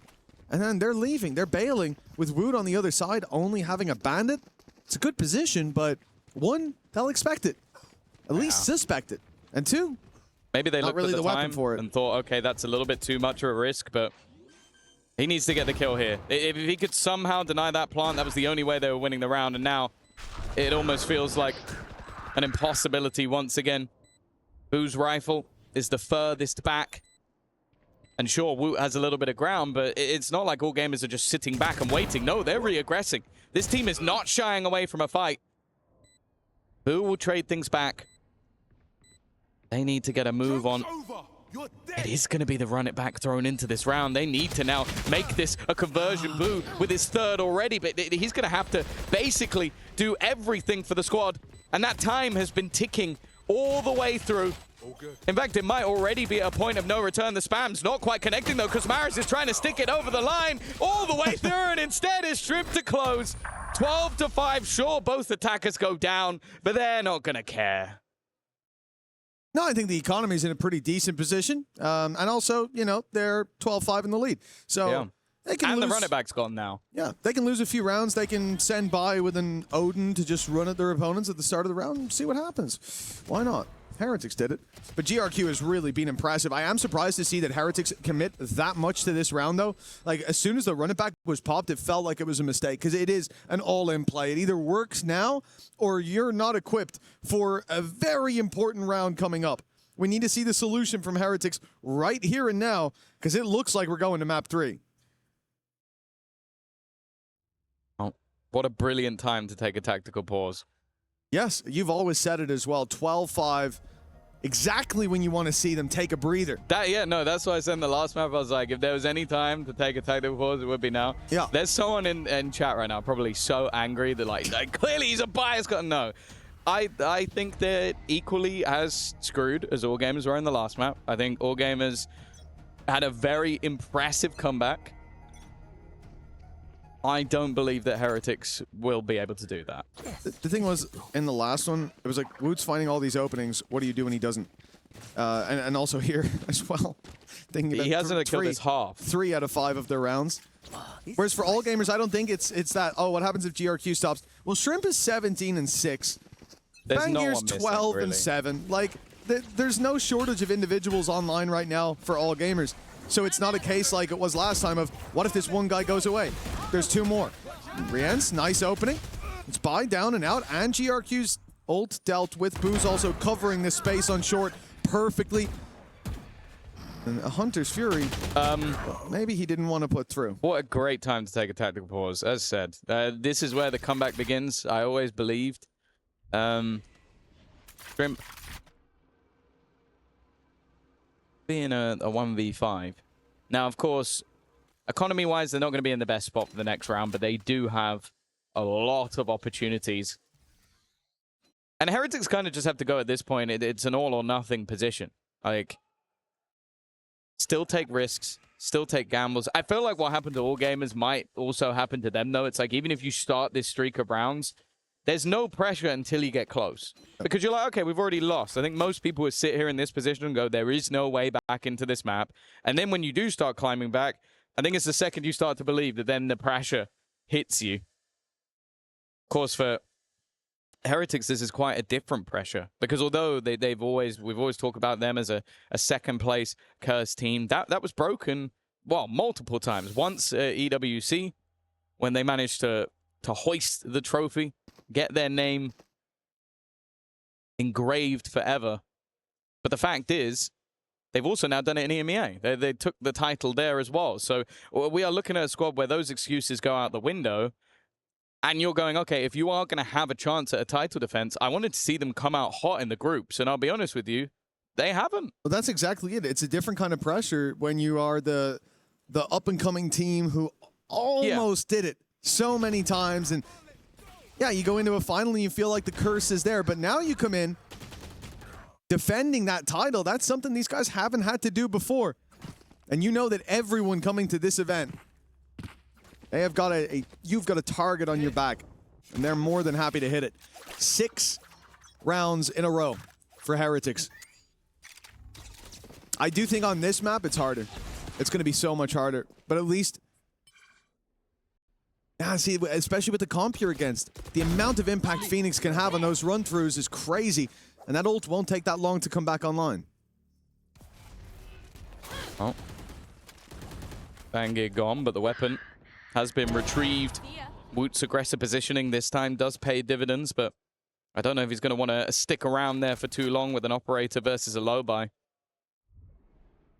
This round feels like more of a gimme with the weaknesses that were there for all gamers, but it is also just a confidence booster for Heretics. Like, have a round or two that actually come up relatively clean, because even the ones they were winning in the last half, it felt like they could have gone back the other way. Buy as well now. Desperately low, and even the reveal is pretty much perfect. Benji still has to be a little bit careful, but in the end, it's now just one man standing. Every single piece of utility being thrown at him, and even the hot hands will get a kill in the end. As it should be a relatively clean one on the side of Heretics. The comeback continues, but belief certainly isn't here just yet. Not on this side of the caster desk. We're going to have to see them continue on this form, but good signs. Early picks were going their way, dealing with Fangir. A little ahead of the pack in the main swing. I'll believe when I hear a Vamos. That's all I'm going to say. I like the sending out a main aggression, and this time it's going to be changed up. Instead of having Woot there with the operator, he's going to be going looking for them on short, and yeah, that smoke immediately blooming is pretty much taking him out of the round for now. A whole lot he can do. And he wants to be showing presence.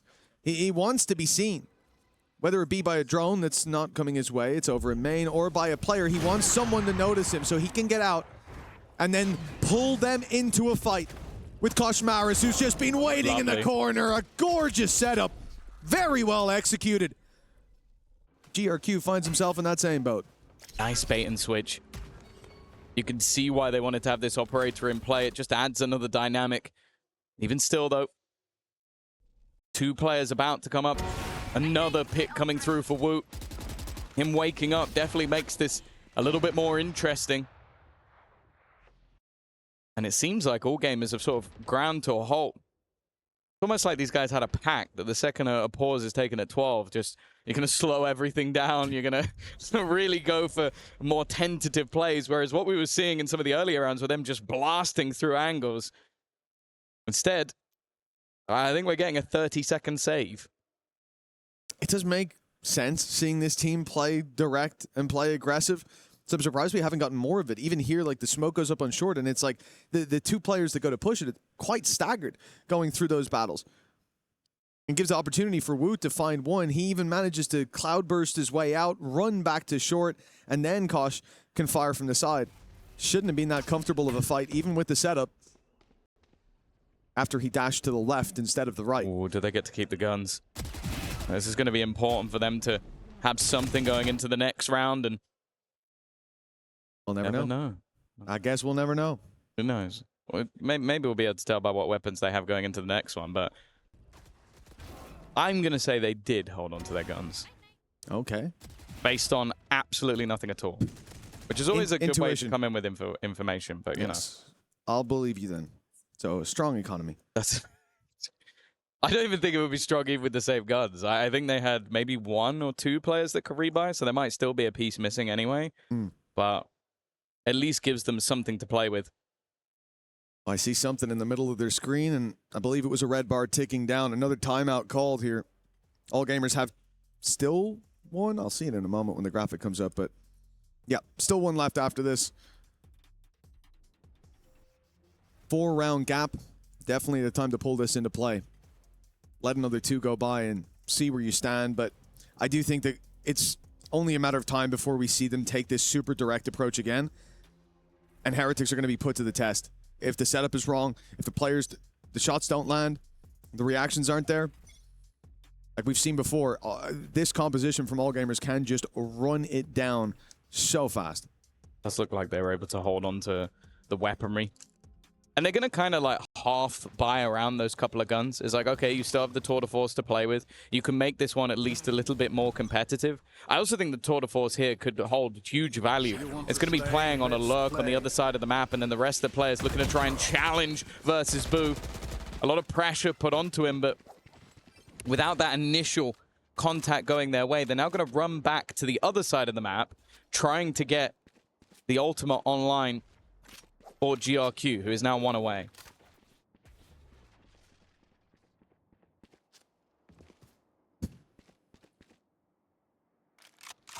Well, for Team Heretics, it's only 1 man towards this B site. At least it's a Sentinel, but he hasn't got any of his utility.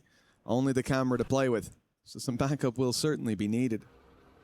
All gamers were to go quite direct. They're taking this immensely slow. They're clearly expecting some aggression out of Heretics. They're taking a long time to re-clear mid, assuming someone's in a ratty little corner, and you can't blame them after what they saw in short a few rounds ago. Would it be Woot? They're expecting Woot to go swinging. Okay. By with another. Player caught as well. And somehow he's managed to take 2 kills, but this is all the ruse. This is the bait. They're trying to go back in the other direction. In fact, he's now kind of facing even in towards their spawn. Re-ent has been revealed. 25 seconds left, and there's still 2 players within the back of this B site. They have done well in the early stages of this round, but that doesn't mean they're going to get it over the line. 15 seconds now. They need to get a move on in towards this site. Benji sitting, the wraparound coming in, but he gets dealt with quickly, and Shrimp again might just be there to close. The jump up might be able to deny, and that's at least 1 for Woot.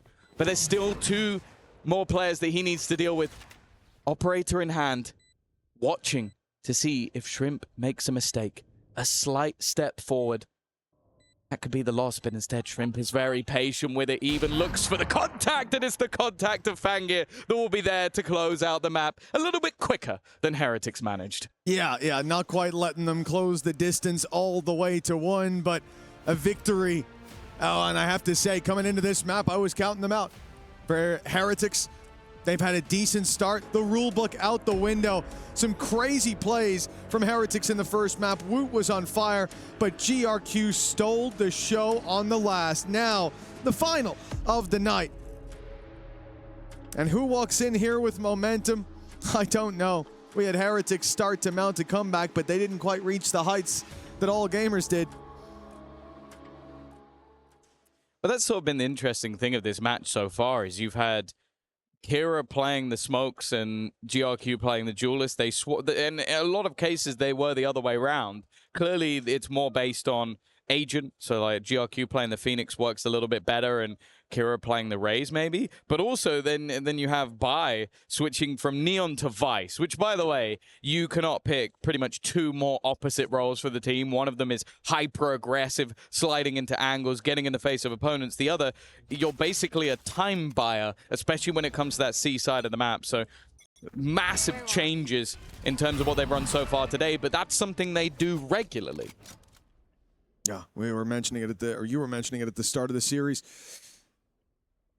For All Gamers, a start towards the A side, but you can see Heretics not looking to fight. It's so normal to see a team scrap for that control early on, especially when you have a fade and a raise. You throw in that C's, you throw in the nade, and you get towards Rubble. But instead, All Gamers find the space completely open, get closer, and see that wall from Vice. Then you start to think the setup could be there. The flash could be waiting. Instead, they'll bait the wall, and I think they're going to look to go back to B after a little bit of a fake here, just so they can avoid that Vice utility. Or are they committing? Is this an A play with Bai down? It has to be. Yeah, I thought for a second maybe he was going to be able to lurk his way through this one, but it's checked by Rians. A site completely under the control of All Gamers, though. For the defenders, pretty long rotate all the way back. Now, bear in mind, there is nobody left behind. That's why you're seeing the Prowler put through. There's normally expectations that there'll be somebody around this position. Instead, Benji's waiting for the aggression, the jump across from GRQ, but he's the one to land the kill anyway. Now they have positioning over the spawn, a good position as well from Shrimp to trade things back into their favor. In fact, ever since they lost their lurk, every kill has gone their way. Kira on the duelist is going to close it out with 3. And a pistol round from a 4v5 that Mitch looked very easy in the end. Yeah, no, it absolutely did. That cleanup after the first fell was impressive. And for All Gamers, coming in with a little bit of momentum, evidently the swap-ups and rolls not harming them whatsoever. I think we looked at a pretty comfortable Kira in a lot of fights on the previous map. There's a couple rounds where there was 2 or 3 found in crucial moments. And now 3 to kick off Lotus. It leaves Heretics onto an eco, obviously. And the majority of these ecos, you're going to try to put all your eggs, or most of your eggs, into one basket. See if you can make it all the way home. For All Gamers, they got to avoid the stack, or else it's going to be a very uncomfortable round. For now, that seems to be mission success. Yeah, luckily on this map you have slightly better odds than dodging the stack, because there's more sites, you know? But the stack can move, so I guess that probably changes how odds work. Luckily I'm not a mathematician, but Mitch is here, who tried to be a mathematician. Yeah, I gave up. For good reason. That was a bit too. This is a lot easier, let me tell you. For Team Heretics, got Boo leaving the C side. He'll regroup with the team. Again, with Classics, the most that you can really hope for here is a little bit of damage, taking down a couple of weapons. And when you look at what All Gamers have to work with, they're playing with a Bandit, they're playing with a Marshal, so they already have quite a lot of room for error. They can lose a couple of players, and it's still not really going to mean that much. And depending on who they lose, it could even be worthwhile just to have those orbs farmed up. Like, I expect to see someone like Kira a little bit more eager to take fights. And indeed, Bai in that same position. Ultimate carries a lot of weight. He'll find one before going down, and the cleanup I expect to come through right after. And, well, All Gamers tying this one up in a nice, neat bow. A few extra orbs for Kira as well. Yeah, Kira's been getting closer and closer to having that showstopper already in the first few rounds. Still 3 needed, but it does mean even the potential bonus might be enough to get it online, even if they don't manage to take that one over the line. And for Heretics, I think it is important to sort of stem the bleeding a little bit earlier than normal, because that last map, especially felt a little bit brutal. Okay, they had a little bit of a comeback towards the end, a few rounds in a row to maybe get the fire started, but also almost letting map 1 slip. Like, we were genuinely in a scenario where they were 12-5 up, and this could have ended a 2-0. Well, it looks like all gamers are going to fight for A main, expecting Heretics to do the same. The nade goes out immediately. Doors already open. This is quite a pacey start from this attack side, and it's not slowing down. The Thorns will finally force the hand, and Kira's found another. Koshmaris, perhaps the savior of this round, but his back is turned, and GRQ's easily able to convert. And the spam and the smokes for Boo as players get closer. He's got to give up that control. Look how far away Woot is. Rien's just making it alongside him. And, oh, wow. All right. Look how far away Woot is. He's going to save. I think even if he was close, he should probably save in this scenario. 1 versus 4. And I'll be honest with you, this feels like maybe, you know, when you put players into like a scrim to decide if they're going to join the team, it's like each player is trying to argue why they should be primary duelist over on this. Well, not even primary, secondary duelist, because Fanga has been duelist in it, or sort of quasi-duelist, while playing the chamber. It's madness how good Kira looks now switching over to Raze after playing Omen for the entirety of the series so far. And you sort of sit there after the last map and go, oh, you're really going to take GRQ, the guy like basically brought you through the last map, you can take him off duelist? I kind of see why you did now. You got so much depth of talent over on this All Gamers roster, and it's something we talk about with Heretics at times as well. Like, they've got players that have the individual skill. Like, if at some point someone said to me, I'm going to put Rienz on duelist, I'd be like, yeah, some of the best first bullet accuracy in the world. I wouldn't even be that mad at it. It's just because he's so good at other things that you don't do that. It's a bit like if you watch GC, you had Vanya, who was a great smokes player, and you go, okay, well, I'm going to put her on duelist for a bit because she's just better than everyone. It didn't actually benefit them too much. But in this case, all gamers seem to have found the perfect balance where it's like, you're a really sick Phoenix, you're going to play Phoenix. You're a really good Raze, you're going to play Raze. And we're just not going to have the ego about having to play duelist every single map. That was a nice shot from Rienz. Maybe I've jinxed Kira. Kira came into this round with a showstopper, which is a great safety net, and got picked off right away. Nothing done in return, bar a tickle onto Rienz. Well, this is about as good a start as you could hope for. 3-0 down. It's pretty much a guaranteed fourth for all gamers, or at least it should be. They're under so much pressure. The Thorns stop anybody from trading. A rifle now recovered. And Team Heretics 4 versus 2. It has to be Bai and Shrimp with a big clutch. Chance to springboard into this. There. Guns have now been retrieved, so the disadvantages of the round have somewhat faded away. And it's looking like an easy cleanup. Shrimp has managed to survive for a moment, but it's Rienz to close out the round. Well, maybe keep him on the initiator for now. He seems to do all right with it. Nightfall online as well, thanks to a big 3K, but that is a ridiculous round to win. They come in with Sheriffs after being squashed when it came to the other buy rounds. And this works out perfectly for them, especially the fight on the site. The fact that there is some Thorns there to stop any trading, any re-aggression from the rest of the team. So everybody on All Gamers was just stuck outside C main. Now again, we're going to see this fight. Oh, the C's is hit. It's hit a few of them. The nade's going to take down Koshmaris, and damage is being done. They're stuck in the open. It's a massacre in A main. All Gamers, they've pretty much won the round right as it started. Yeah, you have to look at the remaining 2 players on Heretics and go, did they even bother? Do you even attempt to try and go for something here? They do have the credits. Bear in mind, because they managed to win a low buy, they didn't have to purchase the majority of the guns. So there is an argument to go, okay, let's throw caution to the wind and try and get something done here. But it does feel more like, do our opponents give us anything? And look at the way the attackers are currently setting up. There are 3 players towards Tree. There's 1 player sat alone in the corner. Fanga almost just being used as contact, but also could create a crossfire. And even he's looking to try and just join up with the remainder of his teammates. And in the end, they're going to clean it up with no problems at all. All Gamers take a 4-1 lead on the 3rd and final map of this series. That was huge. We've seen Heretics pretty much give up on that A main fight in every other round. This time they send 3 players to fight early on, and look at that C's. It catches them all dead to rights. And from there, it was just a formality. They had far too much on the table to fold out on that round. This is an interesting thing, because coming into today, I was already a big fan of Shrimp, but now I am for a different reason altogether, because he's been unreal throughout this series so far. Yeah, it genuinely has been. You think back to the last map, what was it, 17-6 or something at one point? Or 15-6 maybe? It's been delivering. But again, I think that all gamers in general, they've really impressed me here today. Up against Heretics again on map 1, we see Woot on fire, and I'm thinking, oh, this is going to be a pretty tough game. Because if Heretics come in on medium form, yeah, I could see anybody doing some damage, but at their peak, they're one of the best. And I thought that was the Heretics we were getting here today, but they still need to show us that face.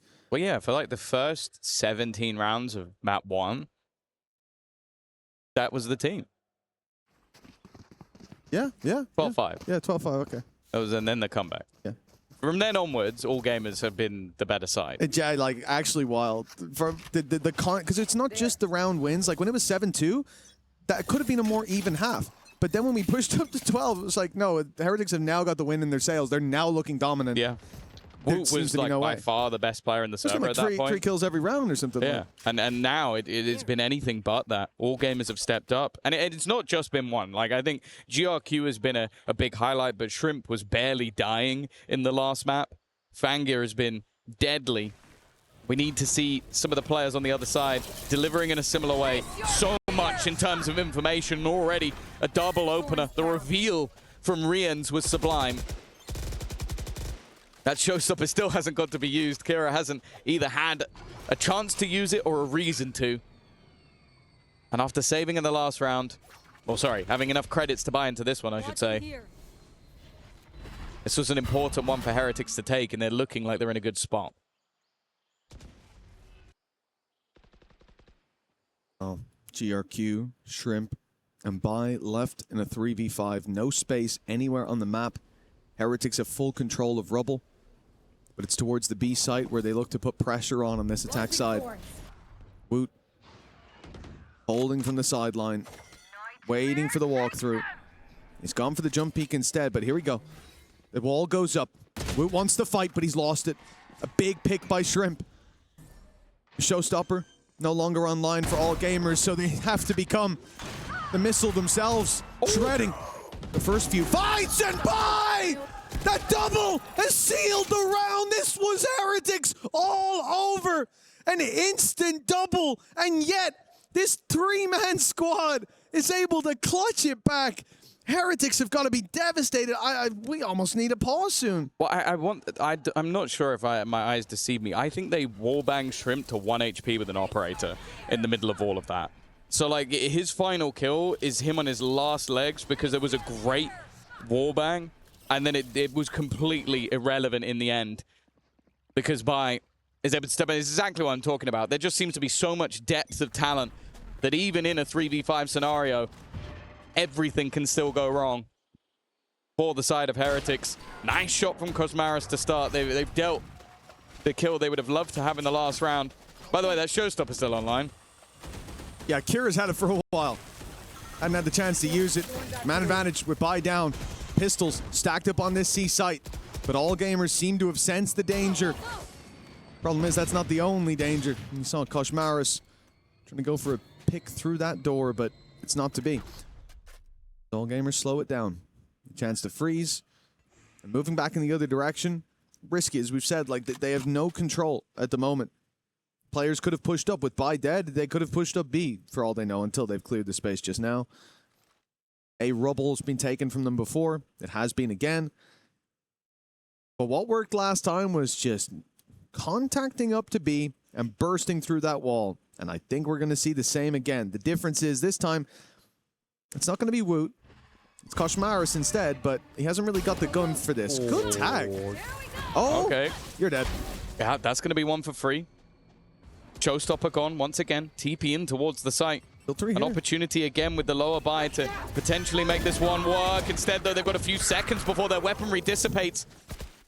I think that may have even missed the remaining couple. That means they can still fight with the guns, but the time is ticking away. The boombot coming in from behind, and Riens once again adding another to the pile of bodies. It's the low buy rounds that are working out for Heretics. Give them guns and they'll do nothing. Give them pistols, they'll take the round. I don't really know what to say about that. For Heretics, they probably shouldn't be doing that. But if it works, it works, I suppose. I mean, this was really nice from Koshmaras. Like, the first tag was huge. They didn't make it through the wall together as well. And then he has the ult in his back pocket, knowing that he's already tagged that player up heavy.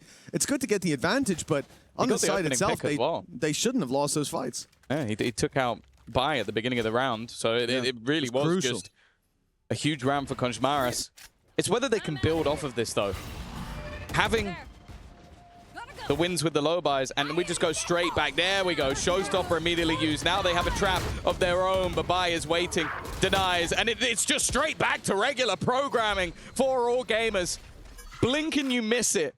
You thought for a second because they lost a low buy that was going to change anything about their game. Well, you'd be wrong.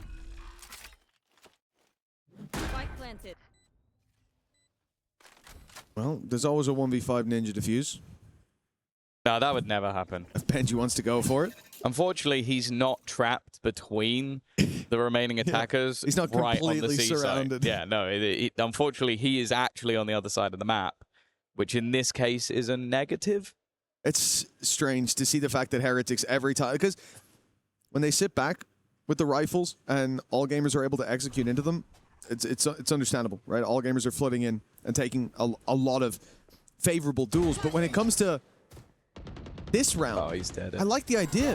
Heretics swinging open the door to immediately put pressure on the back of that C hit. But they get punished for it. And again, it seems like the second that those rifles come into their hands,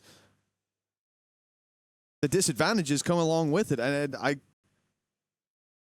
don't know at what stage we will see a pause out of that side, but it definitely feels like all gamers have full control.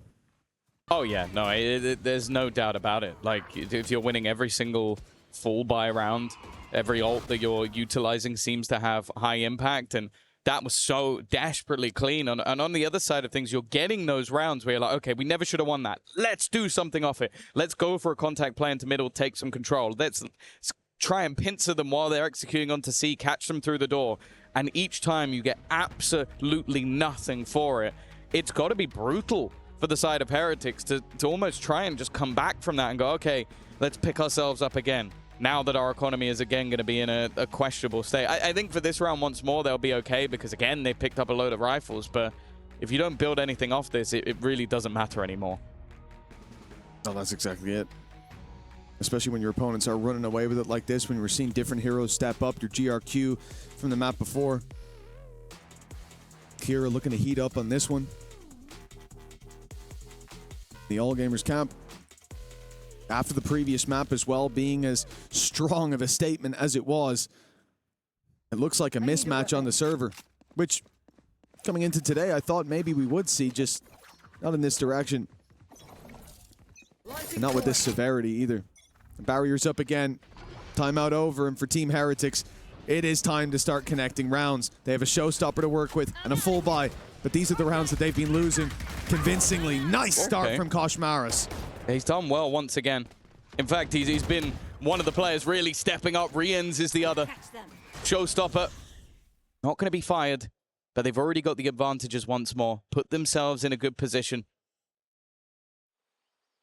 Mara's back on the Neon definitely seems to be much more comfortable, though it was the spams that did the work.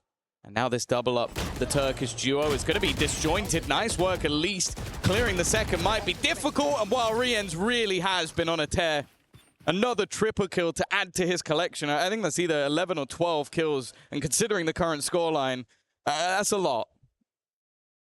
Yeah, considering they're trailing by that much, it's been a big step up from him.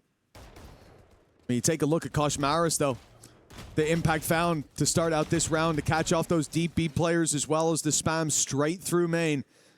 He's had a couple of very impactful openings. He's only 6-6 at the moment, but he's won them 2 rounds. He has literally put... And they have 3. Yeah, 66% of the rounds up for these boys.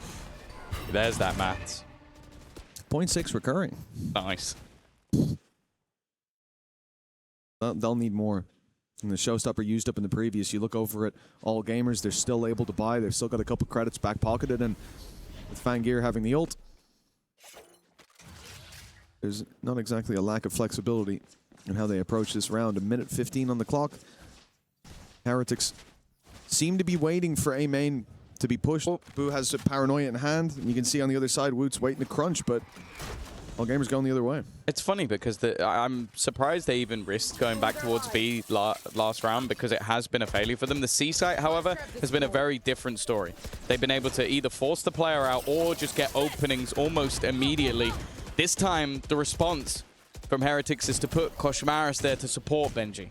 They're expecting that move to come in, but rather than being all in on this side of the map, they've also left GRQ to hold on to some of that rubble control. Make sure that they can default back in this direction if they need to, which is what they're doing. There's the Paranoia, and it's caught perfectly onto Kira. Nightfall to cover the right side as well. Benji Fishy picking up one on the other side of the map. Caught walking through the wall. Woot's here just in time. And there's a response immediately. Time. You can see that they're closing in the walls on him, surrounding on all sides and leaving Shrimp with no choice but to run away with that spike.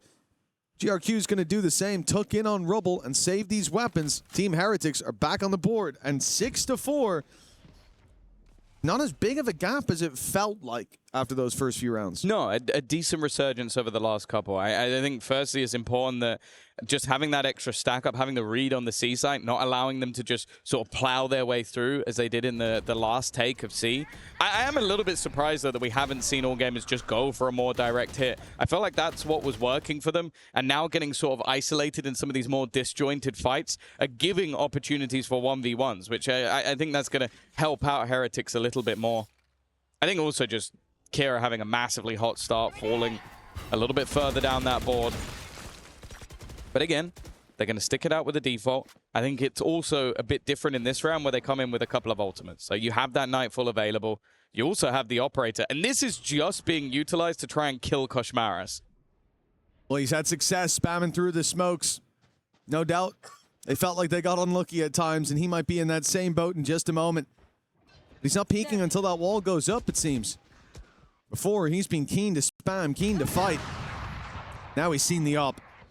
The shoulder peek, the bait out of that shot means no one's going to be falling hook, line, and sinker for it. And towards the A site, they take presence outside B as a reason to push up and take control of Rubble.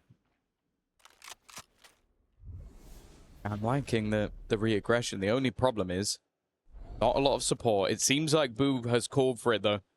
Seems like he has the right read, as he's asked Woot to come in to support. Of course, no nade available anymore, but they're looking to try and pressure onto him. Instead, though, both players have been destroyed.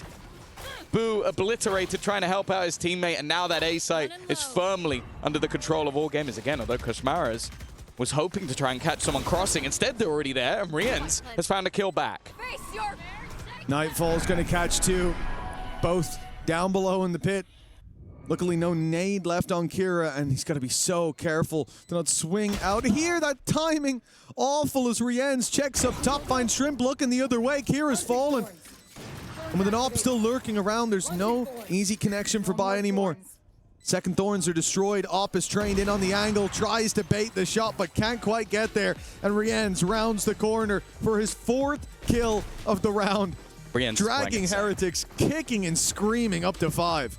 Nah, he's genuinely been unbelievable in the last few rounds. Like you were talking about a double opener in towards the site where it seemed like they would never have an opportunity of any control. He catches the aggressive operator player, and then on the way back into the site, hits his Nightfall and kills a player at almost exactly the same time. Like, these are rounds that Heretics shouldn't be winning. This is a 3v5 where basically Riens has, well, he's brought it back more than level just on his own. And if you look at the scoreboard, it's very clear why they're still in this map. One round between them, despite Riens being 15-6. Yeah. He's died 6 times. They've lost 6 rounds. It adds up. That doesn't tell you all you need to know. And you see the Thorns Positioned inside the door this time, Benji puts him a little further back so the door won't break him on the way around. And this is somewhere that all gamers won't have any info on until they start moving. Prowler's going to be cancelled out essentially, but the showstopper. A bold play by Kira. The spam is awful for Koshmaris. And instead of fighting for neck and neck at the half, it looks like Team Heretics will be conceding 7-5. A big pickup needed. And some damage done to Shrimp and Kira. Yeah. It's still possible in the 3v5. But that was Koshmaris. He thought he finished the first. Woo, he's not even going to check the angle, and I think it was just a second later the reveal came through, just a little bit disjointed, a little bit early. And unless Rien's, well, yeah, there you go. Now I have no belief. No offense to Boo, but it would have to be another Rien's round if they were ever going to have a chance. And the second he's eliminated, that's a problem. Even still, though, I think that's a very good resurgence. You lose pistol, the half end 7-5, you call it even, but if you watched those first 7 or 8 rounds, it didn't feel like it was going to be anywhere near even. It's been the story of this series so far as well. I think both teams are adapting to each other. You think about the start for all gamers playing super aggressive. They got a lot of control stolen out of the hands of their opponents, and it worked well for them in that early aggro. But I think Heretics start to adapt. They start to get control over Rubble relatively free in the early rounds. They start to play these rotations in where the setup from Benji is on C, then it's on A, it's holding in towards the tree. And Koshmaris as well, delivering a couple of shots. But really, the difference maker was Rien's. This man decided that he had to get them at least a couple of rounds for them to have a chance. After all, this squad came in to EWC to defend a title that they were searching for any title for so long, and they finally have one under their belt, but they are being challenged in the opening round of the groups. Well, that's the thing. They will always be remembered as the first team to win EWC in Valorant. But the fact is, a title defense, well, firstly, it proves that it wasn't a fluke, but it also feels, right now at least, that it is very, very far away. With all gamers in with the lead, a chance to be one win away from making it to the playoff stage. And well, I would say maybe if Heretics had seen the result against GE, they might be feeling a little bit more confident that they'd be able to win that lower bracket match. But also, it makes you think that either they're going to get a rematch versus all gamers if it does end up in a decider, or they're going to have to face an mibr who have just won a series by only losing 5 rounds. I don't think you want to play that team right now. Verno especially seemed like he was incredibly confident in that matchup, but they have got a wealth of talent. And I'm sure they'd maybe like the chance to play them a little bit earlier on rather than in a decider game, which I'll be honest, if they play like they did, I don't think they're going to be in. No. No, not at all. For Team Heretics, a 2-round gap as we come in to half number 2. A recovery needed, perhaps now that they can put the pressure on. The tables will turn, but only time will tell. Benji Fishy, nice start onto Kira. Nice shot onto Shrimp. It looks like he wants a little bit more. But when it's hitting, it's hitting. Woot as well, finding a kill. Chance with the pistol and follow-up to level up this map after being desperately far behind. Well, Fang is the only one anywhere near the action. A chance onto Benji, but Benji's also just playing a more passive angle, and the steps have definitely been heard by Rien's. He is low on HP, but that hasn't made a difference throughout this game so far. Fang now in a 1v5.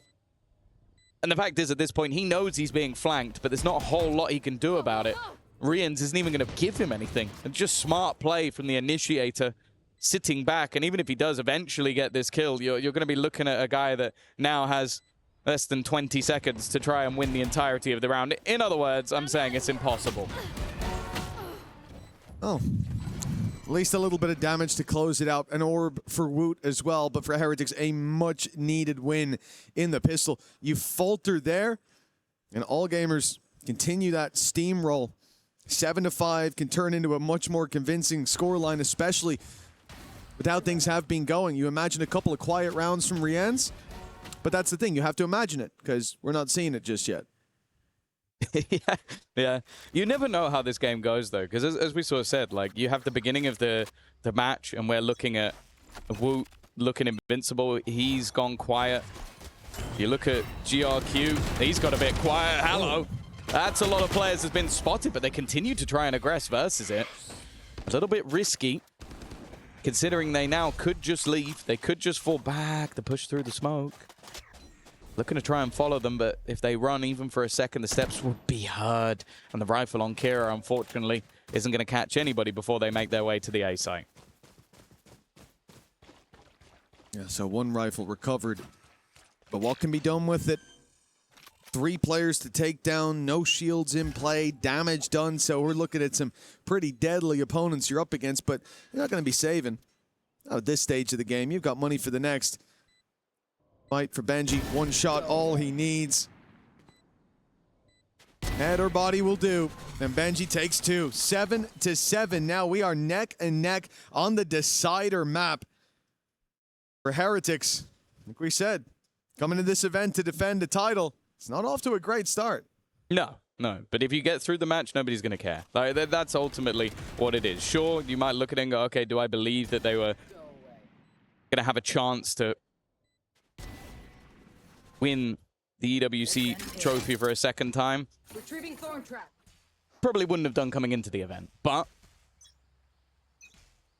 getting yourself closer to the playoff stage is the main thing, and for all gamers, they have had a fantastic display in this matchup so far. A slow start, a potential for this to even be a 2-0 with their climb back. They don't want to let this slip versus Heretics because, as we said, it seems like their group is a competitive one. GE might be making an argument otherwise with their first game, but I think we all know the caliber of the players they have, and will look to come into that lower bracket map competitive.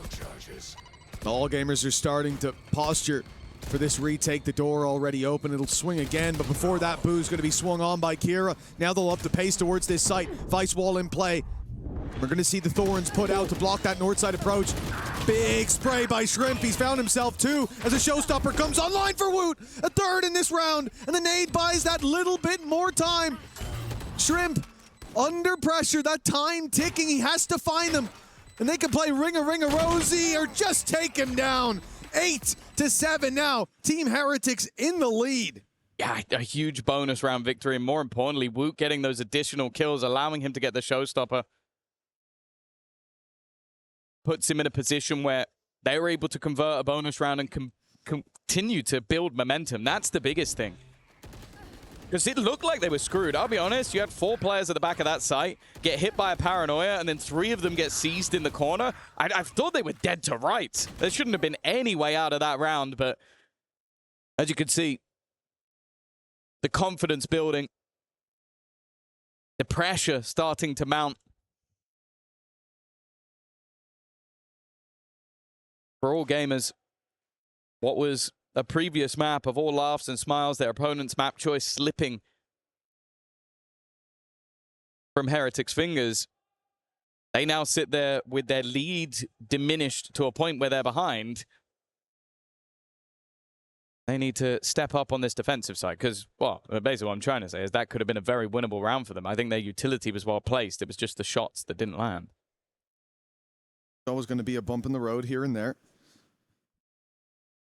Heretics only 1 round in the lead. The timeout just coming to a close.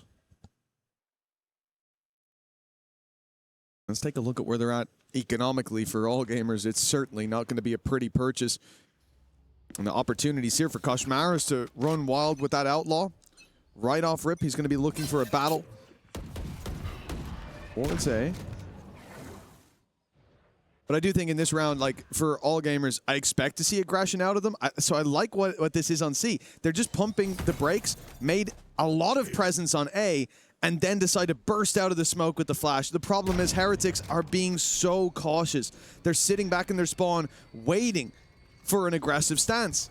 And the only thing that could play against them is that position from Boo, but the paranoia has caused issues for the man that's in that corner. Made this look like a pretty easy round. Okay, with Kira down, that was the main danger. The Guardian gone.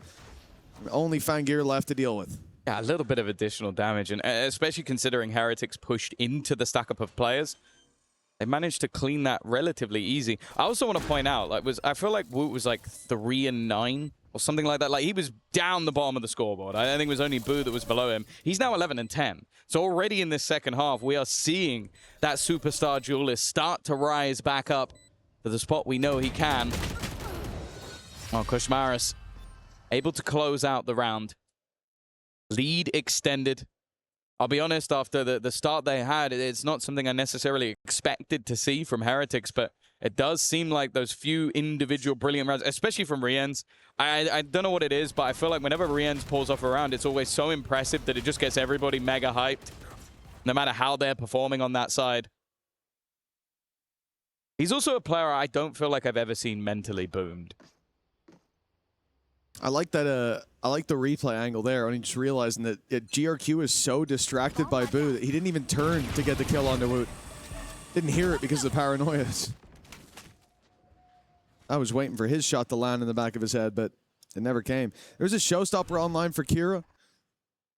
Glass cannon up as well. This is probably the round that you do want to send it in. And again, that means Team Heretics want to be cautious early on. You make noise, you group up.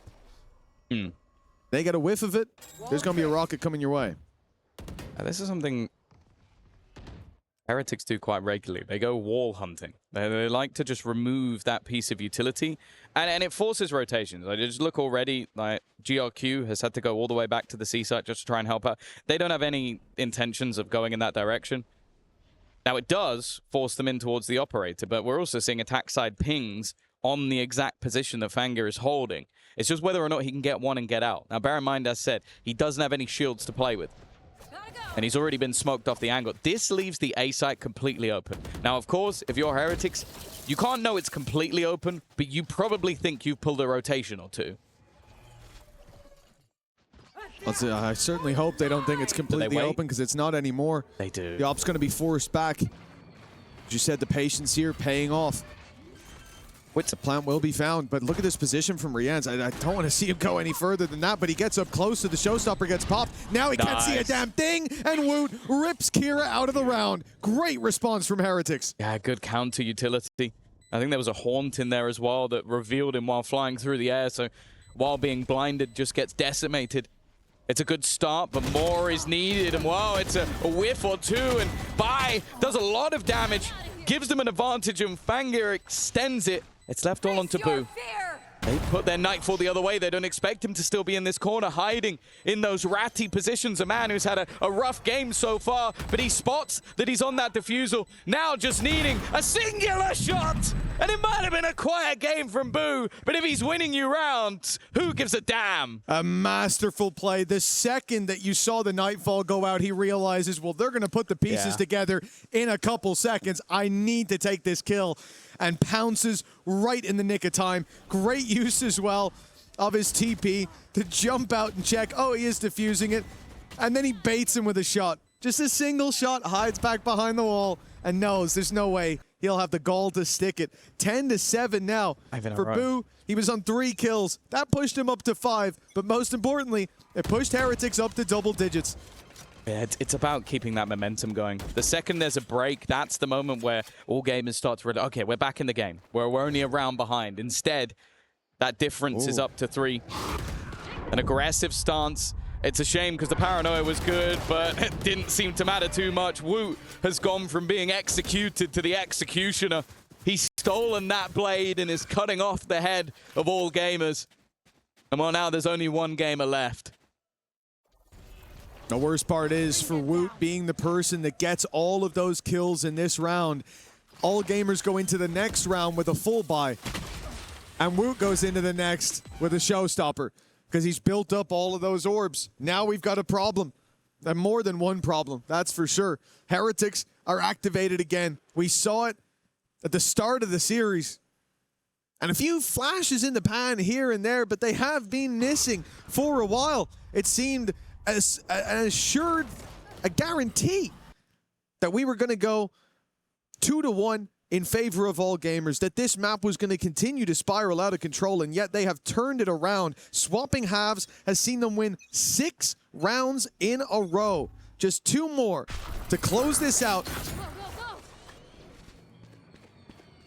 They've been able to shut down everything that's been thrown at them as well. The operator wasn't a surprise. defensive aggression hasn't worked. They've been patient, and Woot has been hitting all the way through this attack side half. There. You can see it. No walls spotted. So now they go looking elsewhere. They just want to put doubt into the minds of all gamers. This time they'd have to pressure in towards the B side. Although you can see there's a ping there, so maybe even that's going to be the next check. It might not matter, though, because the wall becomes irrelevant quite quickly once you lose your vice. Fungear's very lucky he didn't swing deeper into that angle. They were ready and waiting.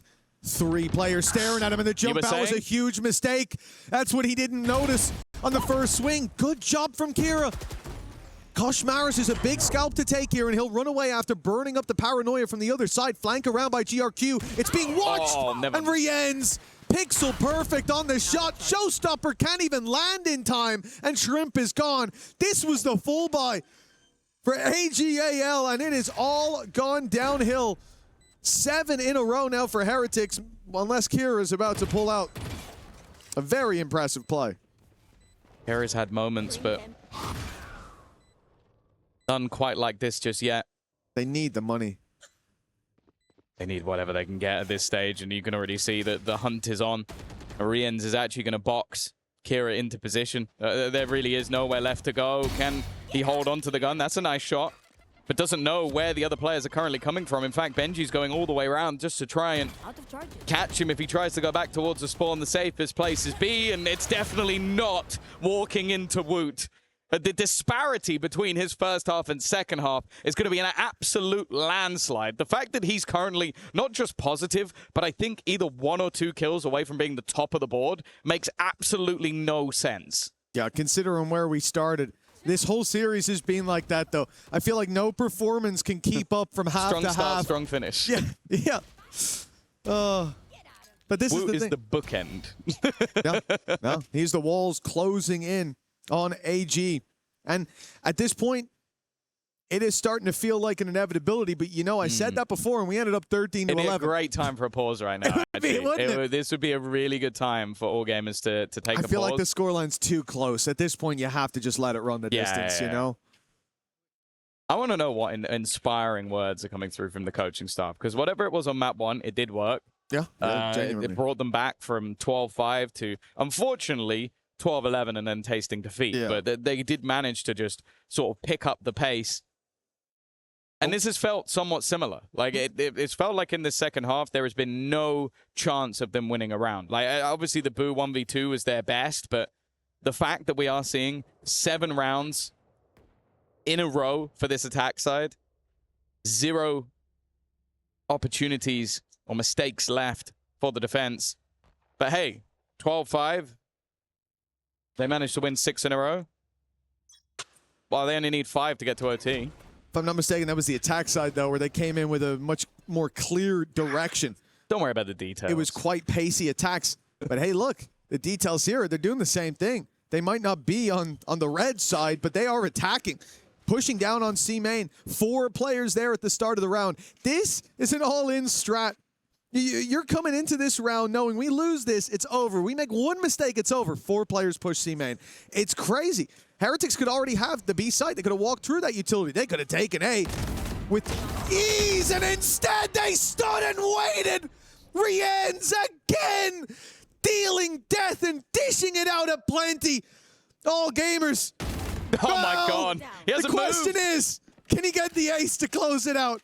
Because I don't think they can win it anymore. Well, Woot was making a comeback to try and take the top of the board. Unfortunately, Rienz has made sure that there is absolutely no chance, unless they throw a 1v5 just to try and take that away from him. Rienz dragged them through the first half with crazy moments, and he might be able to end the map with the craziest of the lot, just sitting in a corner, waiting for enemies. The Nightfall has given them the clearance of the site. And now by is all that remains. Rienz has finally died. He's been able to steal at least a couple of weapons. But you've already heard the Neon ult has gone through. The overdrive is going to make sure there's at least some weaponry, and he does not look long for this world. A couple of kills are a nice parting gift, but he needs to try and find 3 more with only 21 health. Yeah, they put a second set of thorns through. He didn't shoot them. He was waiting for that swing from Neon, so left on 21 HP. A spam in the smoke would be enough. Step through the thorns would have been the end, and there it is. Boo with the wall bang to close us, 13-7. And our title defenders off to a good start. It was a little bit shaky, but the series is under their belt. It's been a very weird game. Map number 1 looked like they were going to win dominantly. Map number 2, they got dominated. And then map number 3, it looked like they were going to lose.